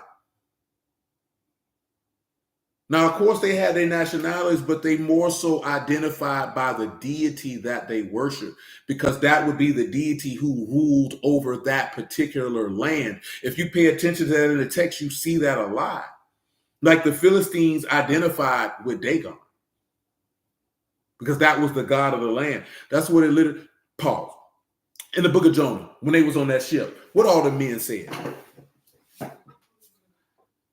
Remember, they all got on that ship and said, hey, man, you need to start praying to your God. Get it for them. Jonah 1. This is why we try to go look at these deities and talk about. That's why they don't scare us. See, they ain't going to be like, oh, we can't talk about that. No, it's in the text. Why wouldn't we? So you can understand how that world worked. And why he told them not to fool with these people gods, because it's not like America. It's not like Europe. It's not like Africa. See, now if you go to Africa, do you think any African country identifies with their God? You know how you identify them? By their political structure, by their economic structure. You know what I'm saying? This is how you identify a country now. That is not how they lived in antiquity. You identify the country by this is the God they serve. Why you think Abraham was scared to tell them people that was his wife? He said, I didn't think they feared you who were here. Because these people live different. I don't know how these people live. It was a different world. I don't even remember what we were talking about, Omar, for me to be able to reconcile what you just put on that Deuteronomy 9 and 27 for. You're going to have to make mention of what you were talking about, because I genuinely don't. I look too late, so I missed that. I'm sorry. Go ahead. I ain't going to get to read my book. What verse did you want to go on? Just tell me what 1 and 4 say. Say, but Yahuwah sent out a great wind into the sea, and there was a mighty tempest in the sea, so that the ship was like to be broken. Mm-hmm.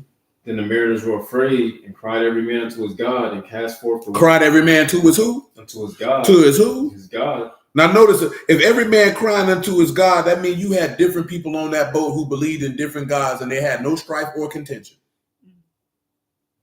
That's how you know that the strife and contention that people have in religious circles in this modern day is contrived for the purpose of confusion and disunion. Because these people didn't look at nobody and say, hey, man, they know, an Israelite would know, a Hebrew would know, I serve the true and living Elohim.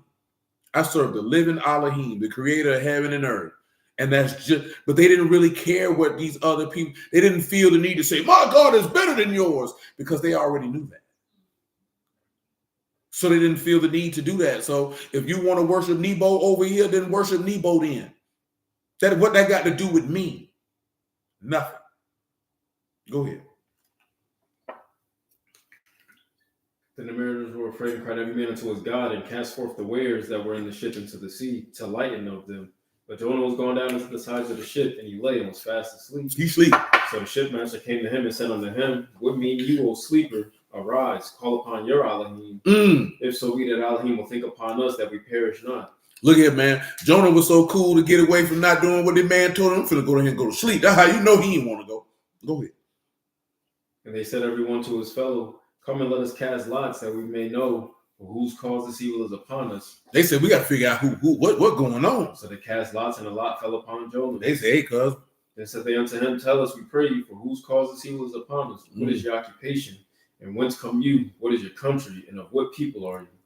He said, notice that these people ain't know where he come from. It wasn't no strife and contention because they didn't give a damn because you got the sea messed up. Who is you and where you come from? Go ahead. He said unto them, I am a Hebrew, and I fear Yahuwah, Elohim Hashemayim, which have made the sea and the dry. Then were the men exceedingly afraid, and said unto him, why have you done this? For the men knew that he fled from the presence of Yahuwah, because he had told them. Then said they unto him, what shall we do unto you, that the sea may be calm unto us? You heard it said they ain't care nothing about him being a Hebrew. They ain't care nothing about saying that's the living God you serve. Man, I hear all that, cuz. Man, we want this water to be abated, man. What we need to do, throw that nigga over the wall. Throw this nigga off the boat. You know what I'm talking about? That's the only thing. You have to pay attention to their mindset. Remember we talking about Acts 16, man. They ain't care nothing about what Paul had going on. Man, you messing with our money, cuz. Notice that they ain't say nothing about what he would teach until they started messing with their money. I'm just trying to cause you to, so you can take a look into the times of antiquity. They are not like what they are now. These people live different. They live to themselves. Do you realize that he told you let me stop. Go, come on. So then they said unto him, what shall we do unto you that the sea may be calm unto us? For the sea wrought and was tempestuous. And he said unto them, take me up and cast me forth into the sea. So shall the sea be calm unto you, for I know that for my sake this great tempest is upon you. He said, I already know you who are doing this because of me, because they throw him out the boat. Nevertheless, the men rowed hard to bring it to the land, but they could not, for the sea wrought and was tempestuous. It don't matter. We done got to the point. Let's throw that nigga off the boat. Wherefore they cried unto Yahuwah and said, we beseech you, O Yahuwah, we beseech you. They didn't even believe in God, but they said, since it's your God who's doing it, we're going to call on him too. Let us not perish for this man's life, and lay not upon us innocent blood. He said, please don't kill us. We ain't did it. He did it. For you, O Yahuwah, have done as it pleased you. So they took up Jonah and cast him forth into the sea, and the sea ceased from her rage. Tossed him right in the water. But I want you to see the mindset that they had. They went to calling on Yahuwah. That ain't even their God. They say, well, if you say your God got this water doing like this here, we're going to call on him. And please don't let us die because of him. I just want you to see how these people think now. Because is this how we live right now? Is this the mindset of people right now? No, it's not. It's not. Read Deuteronomy 4:7. You can read Deuteronomy 9:27, and maybe that when I hear it, it'll spark what I said. Because sometimes I be looking and sometimes I don't. They said, say less. They definitely did. Get this nigga off this boat. You know what I'm talking about? That was their mind frame. But I'm just showing you that you didn't see the contention. Like you see now, you didn't see the angst or the vitriol that was hurled at people because they served another God. These people genuinely didn't care. Or you would see like how, what his name was? The Assyrian king, his name escapes me. Abinadab or Behenadab. You know what I'm saying? Remember you talking about, your gods couldn't save them. These people, gods couldn't save them. Your God can't do it either. Remember that's how you were coming at Hezekiah? You know what I'm saying? This is the aspect. Remember, Yahuwah got on Amaziah because he said if the Edomite gods couldn't save them, why are you worshiping them? You took these people down, took their gods, and now you worshiping them. Why you did that? That was dumb. I just want you to see the attitude of the people, and this goes back to the conversations we'd have had about social engineering. Just how you see that you have been socially engineered to be at odds with one another. When the people in antiquity, they didn't live like, there was no such thing as racism during this time. It didn't exist. These people didn't think they were superior because they were another nationality. They just might thought they were superior because they had a skill or a talent that they believed were better than others. But they didn't look at him and say, I'm a Syrian. I'm better than this Babylonian. I'm better than this Hebrew. They didn't think like this.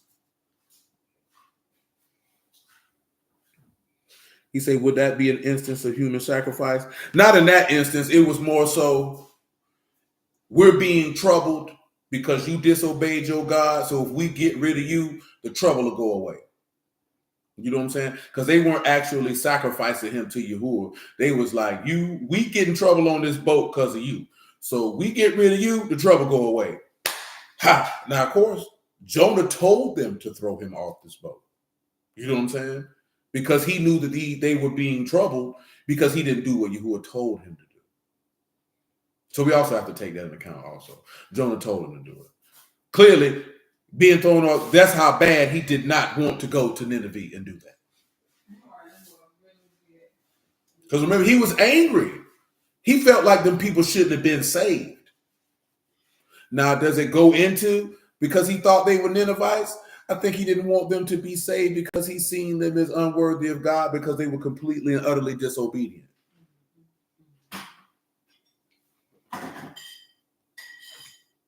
Yes, sir. Come on, give me Deuteronomy 4, verse 7 and 8. That's what Mark say, for what nation is there so great, who Elohim near unto them, as Yahuwah Elohim and all who call upon him? That's right. And what nation so great that have statutes and judgments so righteous as all this law which I set before you this day? Give me Deuteronomy 9 and 27. After that, 2 Corinthians 6 and 14. And I'll read a little bit because I'm going to read something. We're going to get off here. We had 2 hours and 35 minutes, man. It's 11:23. I just can't be pressing stuff just to press it at this junction. Lord willing, I can just, I've laid out more of a framework because I didn't really lay out our stance all the way why we don't believe that those are angels. So that we can go more into this historical context and from these different societies and then read that. So that means, y'all willing, tomorrow we can probably just go straight into that. You know what I'm saying? I don't have to, we have to lay some type of scriptural background, which is what we started on Wednesday. So, like I said, it gives us a chance to revisit Succoth Benoth and those Babylonian deities, because more than likely we're going to see, and I know either Emma or Lord Marshman would have some more information, more books for me to be able to send to y'all for that. The transition from Babylonia to Persia, which is why you see a lot of, like I told you Wednesday, that's why you see a lot of Babylonian influence on how people serve Yahuwah now in this present time with Jewish people and then Israelites doing a lot of things that Jewish people do. Like even on, say, I told you this before, even like when Day of Atonement come and you got people talking about, if I have offended you, forgive me. I remember talking to Trey about this and because I did the knowledge on it. I'm like, bro, that's not a biblical custom. Nobody on the Day of Atonement went and sought out. I said, bro, that's not even what the Day of Atonement is about.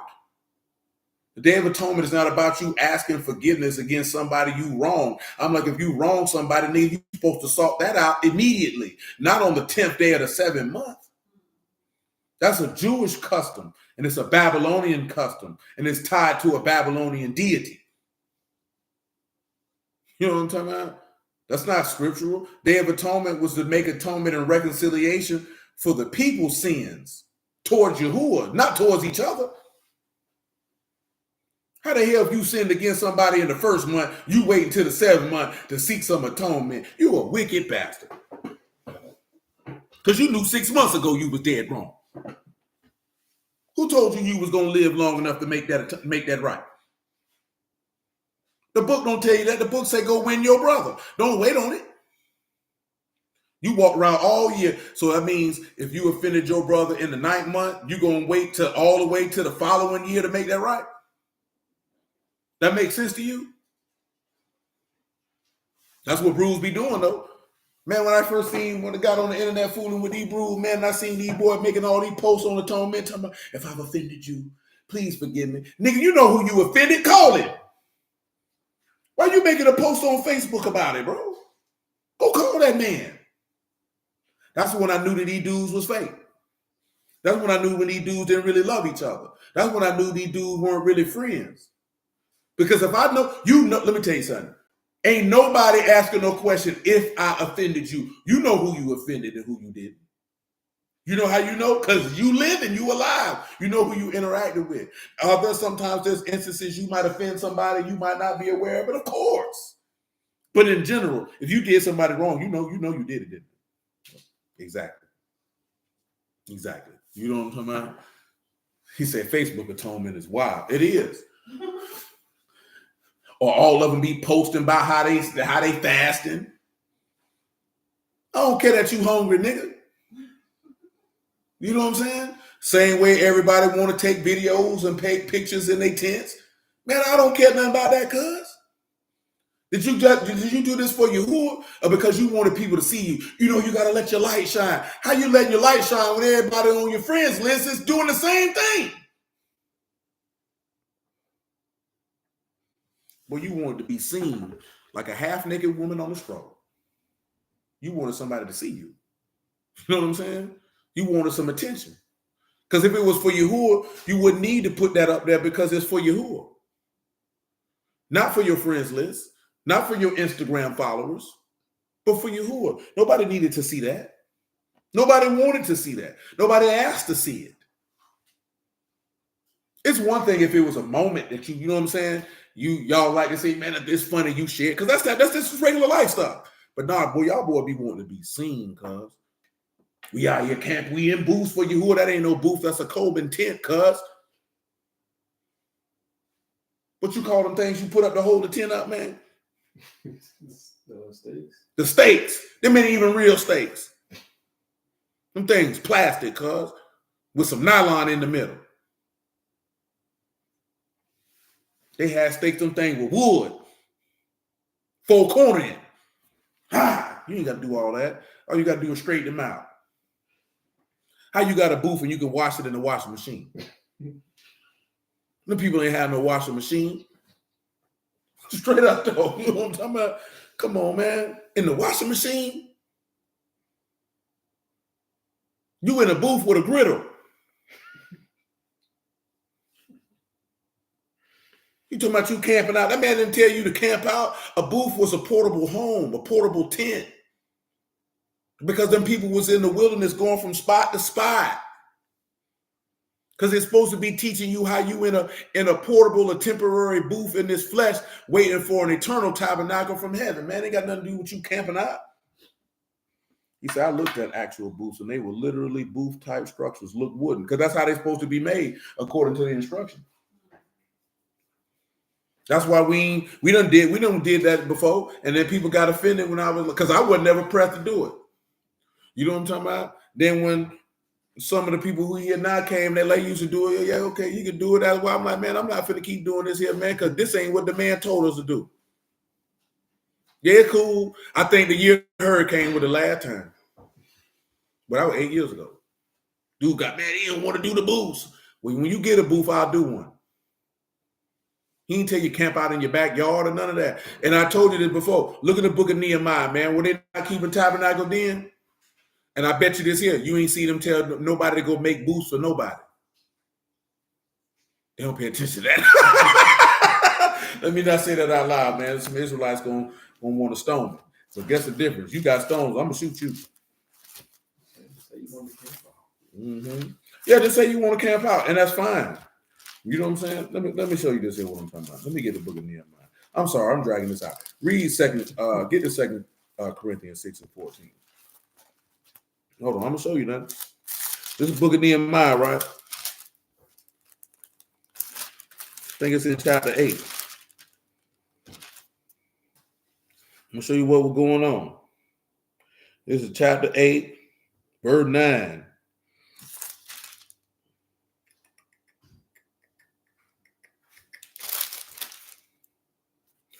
And it says, and Nehemiah, which is the Tirshatha and Ezra the priest, the scribe, and the Levites taught the people and said unto the people, this day is Kadash unto Yahuwah your Elohim. Mourn not, nor weep, for all the people wept when they heard the words of the law. And then he said unto them, go your way, eat the fat, drink the sweet, send portions unto them for whom nothing is prepared. For this day is Kadash unto our Lord. Neither be you sorry, for the joy of Yahuwah is your strength.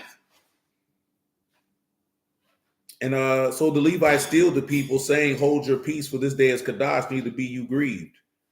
And all the people went their way to eat and to drink and to send portions and to make great mirth, because they understood the words that were declared unto them. He said, "Is it like tip? I also like the Rechabites." No, a little different. I'll take that back. They did make booths. Come in verse 16. So the people went forth and brought and made themselves booths, and everyone upon the roof of his house, in their courts, and in the courts of the house of Elohim, in the street of the water gate, in the street of the gate of Ethram. And all the congregation of them would come out of the captivity, made booths, and sat under the booths. For the days of Yahushua the son of Nun unto that day had not the sons of Yasharal had done so. That's how long they went without doing it. That means from the time they came in the land to the time they went to Babylon and came back, they never did it. You think they didn't keep tabernacles during that time? Now, I ask you this question. Where you see you who are going off on them about it? It say from the time of Yahushua son of Nun until that day, they had not done that. And it say from the first day until the last day, he read in the book of the law of Elohim, and they kept the feast 7 days, and on the 8th there was a solemn assembly according unto the manner. And that's why during tabernacles and Passover, that's why we have service every day, because you can see it right there. They said they did that the whole day, not the first and the last. You know how many Israelite congregations have told me it's not possible to have service every day for tabernacles? I say, why is it not? You can't get all them people to come together. Why you care about all of them coming? If you had 1,000 people in your congregation and only 200 showed up, then you ministered to the 200. The 800, shoot, AOL. Straight up, that's how I see it. The only reason why niggas blew like that because you believe you got the internet. They ain't had no internet, so you had to be there. And if you weren't there, you missed out. You know what I'm saying? You can't always be relying on no internet for no work. You can get your funky behind up and get where you supposed to be. Ain't no excuse for it. Your excuse is you're sorry. And not like the board game either. You're just sorry, meaning you're lazy. It's an inconvenience to you. Because I need to do this and I need to do that. Okay, you can need to die too, but he got you alive, so get your funky behind up and go where you need to go. There's no excuse. What you're saying is my life is more important. I don't want to do that. I'll just watch it on the internet. That's the attitude we have. That produces laziness. That produces undisciplined behavior. Go ahead, man. 2 Corinthians 6:14. Be you not unequally yoked together with unbelievers. That's what the sons of God's mistake was in messing with the daughter of men. They were equally yoked with unbelievers. Cain's seed don't believe. Go ahead. For what fellowship have righteousness with unrighteousness? Was not Cain's seed unrighteous? So why you fellowshipping with them? Go ahead. And what communion have light with darkness? And what communion? And what concord have Mashiach with Belial? Wouldn't Cain be considered to be a son of Belial because he was worthless? Go ahead. What part have he that believed with an infidel? My God, today. What agreement had the temple of Elohim with idols? See, so what do you end up having, and how the earth would be corrupt, or the way of Yahuwah would be corrupt? Because now you got people who serve Yahuwah with people who don't. And more specifically, I said I would tell you how Mahomes shared this thing about like the dude who converted to Islam for that woman. That's what the sons of God probably were doing with them daughters of men. Go ahead. So what agreement had the temple of Elohim with idols? For you are the temple of the living Elohim. As it is written. So Elohim said, I will dwell in them and walk in, and I will be their Elohim, and they shall be my people. What else he say? Wherefore come out from among them and be you separate. Be you what? Be you separate. Now, of course, at that time, you know that, yes, these people were committing incest, so they could have definitely just procreated with people from their line. You know what I'm saying? They could have just got the daughters of God and procreated with them. But it said they saw the sons of Adam or the daughters of Adam and they looked good. So I want them. They lusted after their beauty with their eyelids. And hey, man, it went ugly. How do you think they were bullies and tyrants? Because Cain was a bully and a tyrant. Go ahead. You got to remember, because Lamech come from his line, and Lamech was a killer. Remember he told his wives, I slew a man? Cain's whole line full of killers. So it shouldn't be no shock that the earth was filled with violence when you come from a line of killers. Go ahead, man. So wherefore come out from among them and be you separate, saith the Lord, and touch not the unclean, and I will receive you. And you shall be? Will be an Abba unto you, and you shall be my sons and daughters. Just my sons. My sons and daughters. Just some boys? My sons and daughters. Okay. Saith the Lord Almighty. Let me read this piece of this book.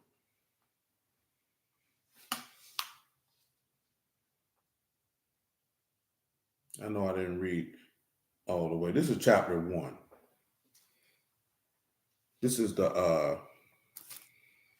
from the Fallen Angels PDF, the Philae Magnetum or Jewish interpretation.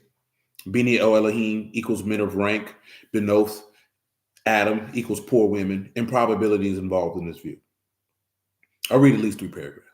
On the several interpretations enumerated in the last section, only the first 3 appear to have met with any sort of general acceptance. And of these 2, at least, are still maintained.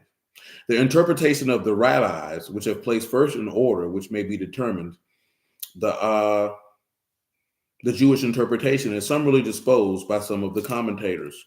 Professor Kurtz, of course, I'm going to have to read the commentary that comes before that, obviously. Our remarks, this is from History, Old Covenant 1, page 96. This at its present is generally abandoned.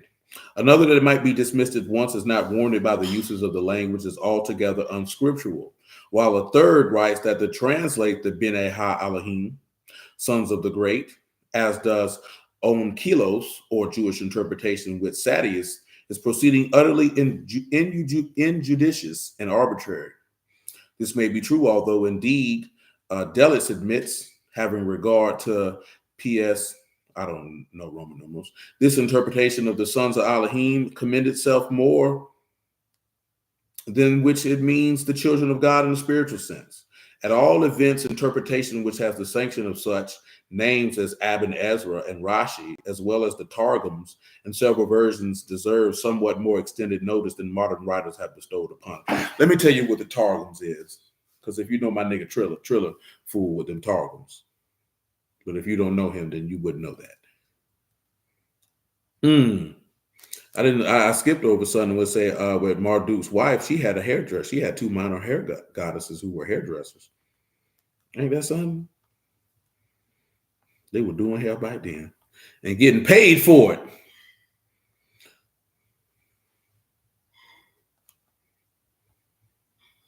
Okay, y'all. This is the Targum, by the way. What this is, it's an Imperial Aramaic interpretation translation version. Was an originally spoken translation of the Hebrew Bible that a professional translator would give in the common language of the listeners when that was not biblical Hebrew. This had become necessary near the end of the 1st century BCE, as the common language was Aramaic and Hebrew was used for little more than schooling and worship. The translator frequently expanded his translation with paraphrases, explanations, and examples, so it became a kind of sermon. Writing down the Targum was initially prohibited. Nevertheless, some Targumitic writings appeared as early as the middle of the 1st century. These were not recognized as authoritative by the religious leaders. Some subsequent Jewish traditions began with the Jews of Lower Mesopotamia accepting the written Targum as authoritative translations of the Hebrew scriptures into Aramaic. Today, the common meaning of Targum is a written Aramaic translation of the Bible. Only Yemenite Jews continue to use the Targum literally, which is just in worship. As translations, the Targum largely reflect midrashic interpretation of the Tanakh. If you don't know what a midrash is, that is the study or exegesis from the Talmud. Now, if we start dealing into that and delving into the Talmud, that's going to be, Mama Steph already know they're going to come looking for us then. You know what I'm saying? And I'm going to tell them, nigga, come on, boy, I keep my pistol with me. You know what I'm talking about? You come on around here and we'll let some shots off at you, nigga. They don't like when you talk about the Talmud. They're going to come and tell you can't read that. Tell your mammy you can't read it. You know what I'm talking about? Read what I want to read. Nigga, who going to stop me? You going to come to the house and say, thou cannot read that. Until you get your funky behind from by my house.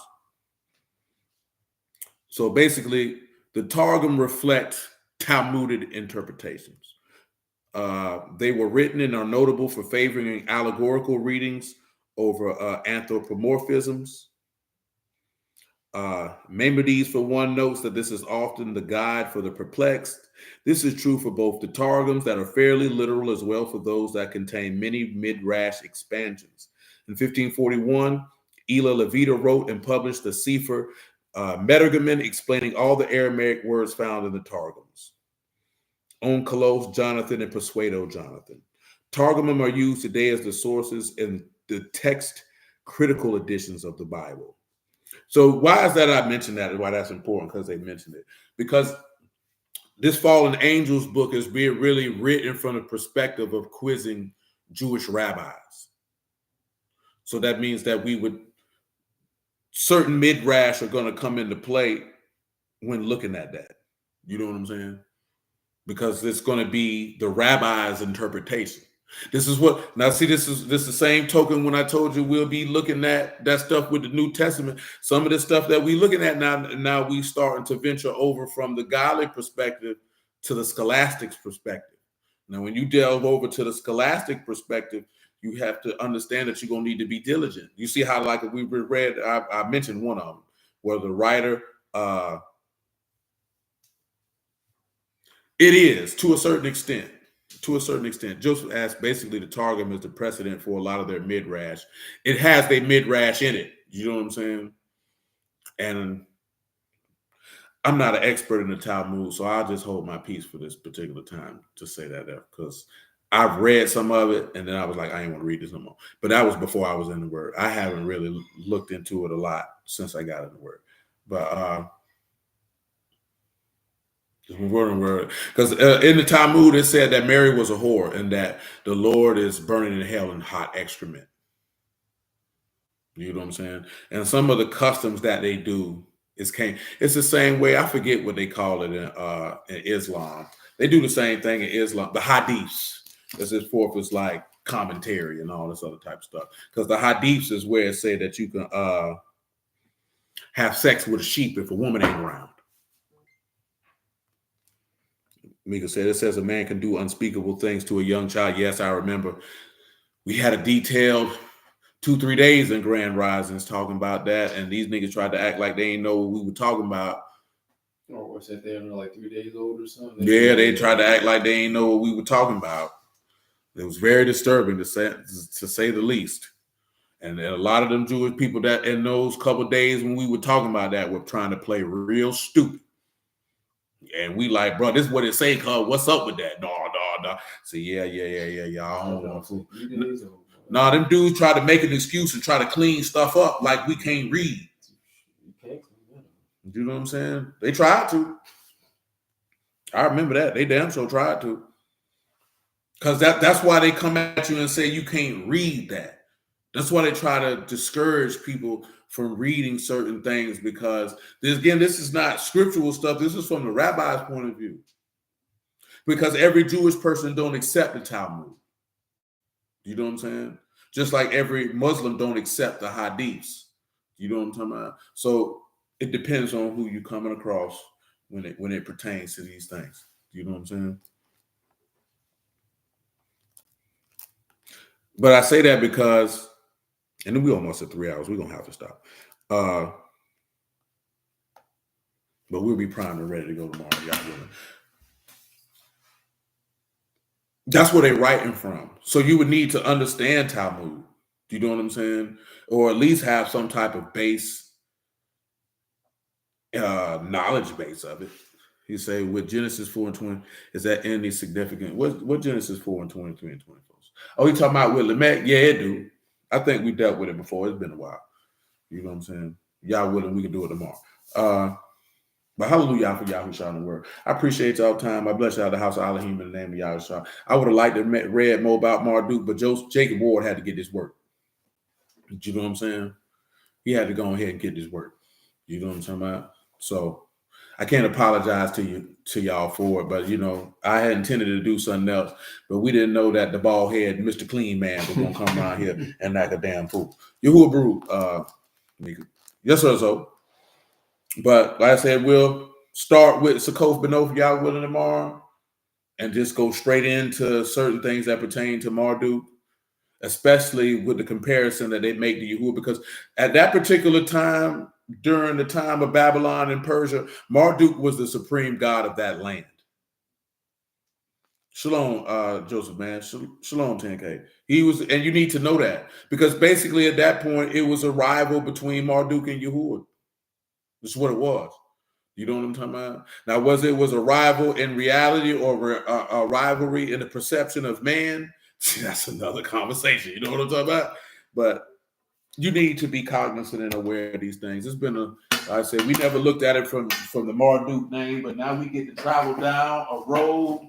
But like I said, from a scholastic standpoint, like this is when you start looking at you being cognizant and aware of sources, how to source information, how to validate a source. You know what I'm talking about? Looking at things and have an understanding of what you read and understanding who the writer's writing about and from what perspective. That's why we stopped and look. Once you've seen rabbis, you know, okay, they're writing from a rabbinical perspective. If they're writing from a rabbinical perspective, then 9 times out of 10, the Talmud is going to come up. So if that comes up, guess what you got to do then? Your research has to take you to do what? To look into the Talmud. You might have to look into the books that these certain rabbis who were referenced and what they wrote. This is what I meant when I told you the other day, if you were going to do true apologetics, man, that's 6 months to a year, because you got to put some work in. That's what I say. These dudes ain't scholars. How you coming up with a scholastic apologetic debate in 3 weeks? You ain't put enough work to do that, cuz. Oh, yeah. Amen, man. You stay safe out here too, bro. Love you too, bro. I'm not saying that to be disrespectful or being funny, man. Like, you got to know that. Praise you, boy. And yeah, you got to know that. You know what I'm saying? Like, that take time. Peace, brother Omar. That take time, bro.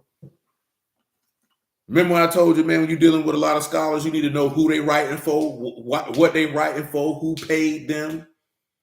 Because then when you read this book, you can say, okay, this Fallen Angel book is from a rabbinical perspective. If I read this book, this is from a historical perspective. This is from the Babylonians' perspective. This is from the Sumerian perspective. This is from the Persian perspective. This is from the Israelite perspective. That's why we looked at that in Jonah. They all got different gods. So their perspective is going to be slanted toward the God that they worship. A lot of the scholars don't focus on that.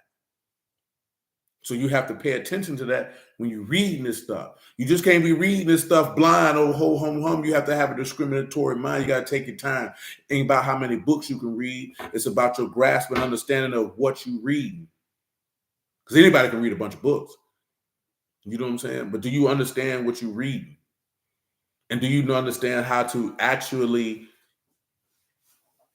let me not even say that, because that's a skill.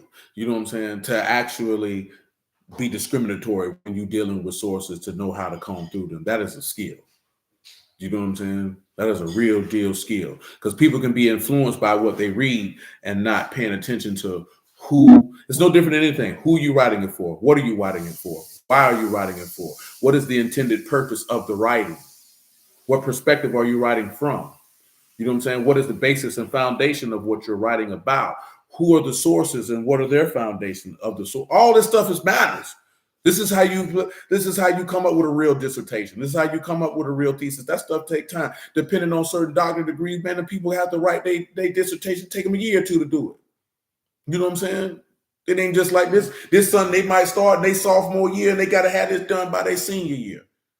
Because that's how much time and research and diligence it takes to think, man. It's no different with the word, man. You study diligently, but you also got to know it takes time. It takes time. But again, I appreciate y'all. I bless y'all the house of Elohim in the name of Yahushua. I love y'all. Y'all willing, man. We'll be back on tomorrow, man. It's almost midnight. Let me get on and get out of here.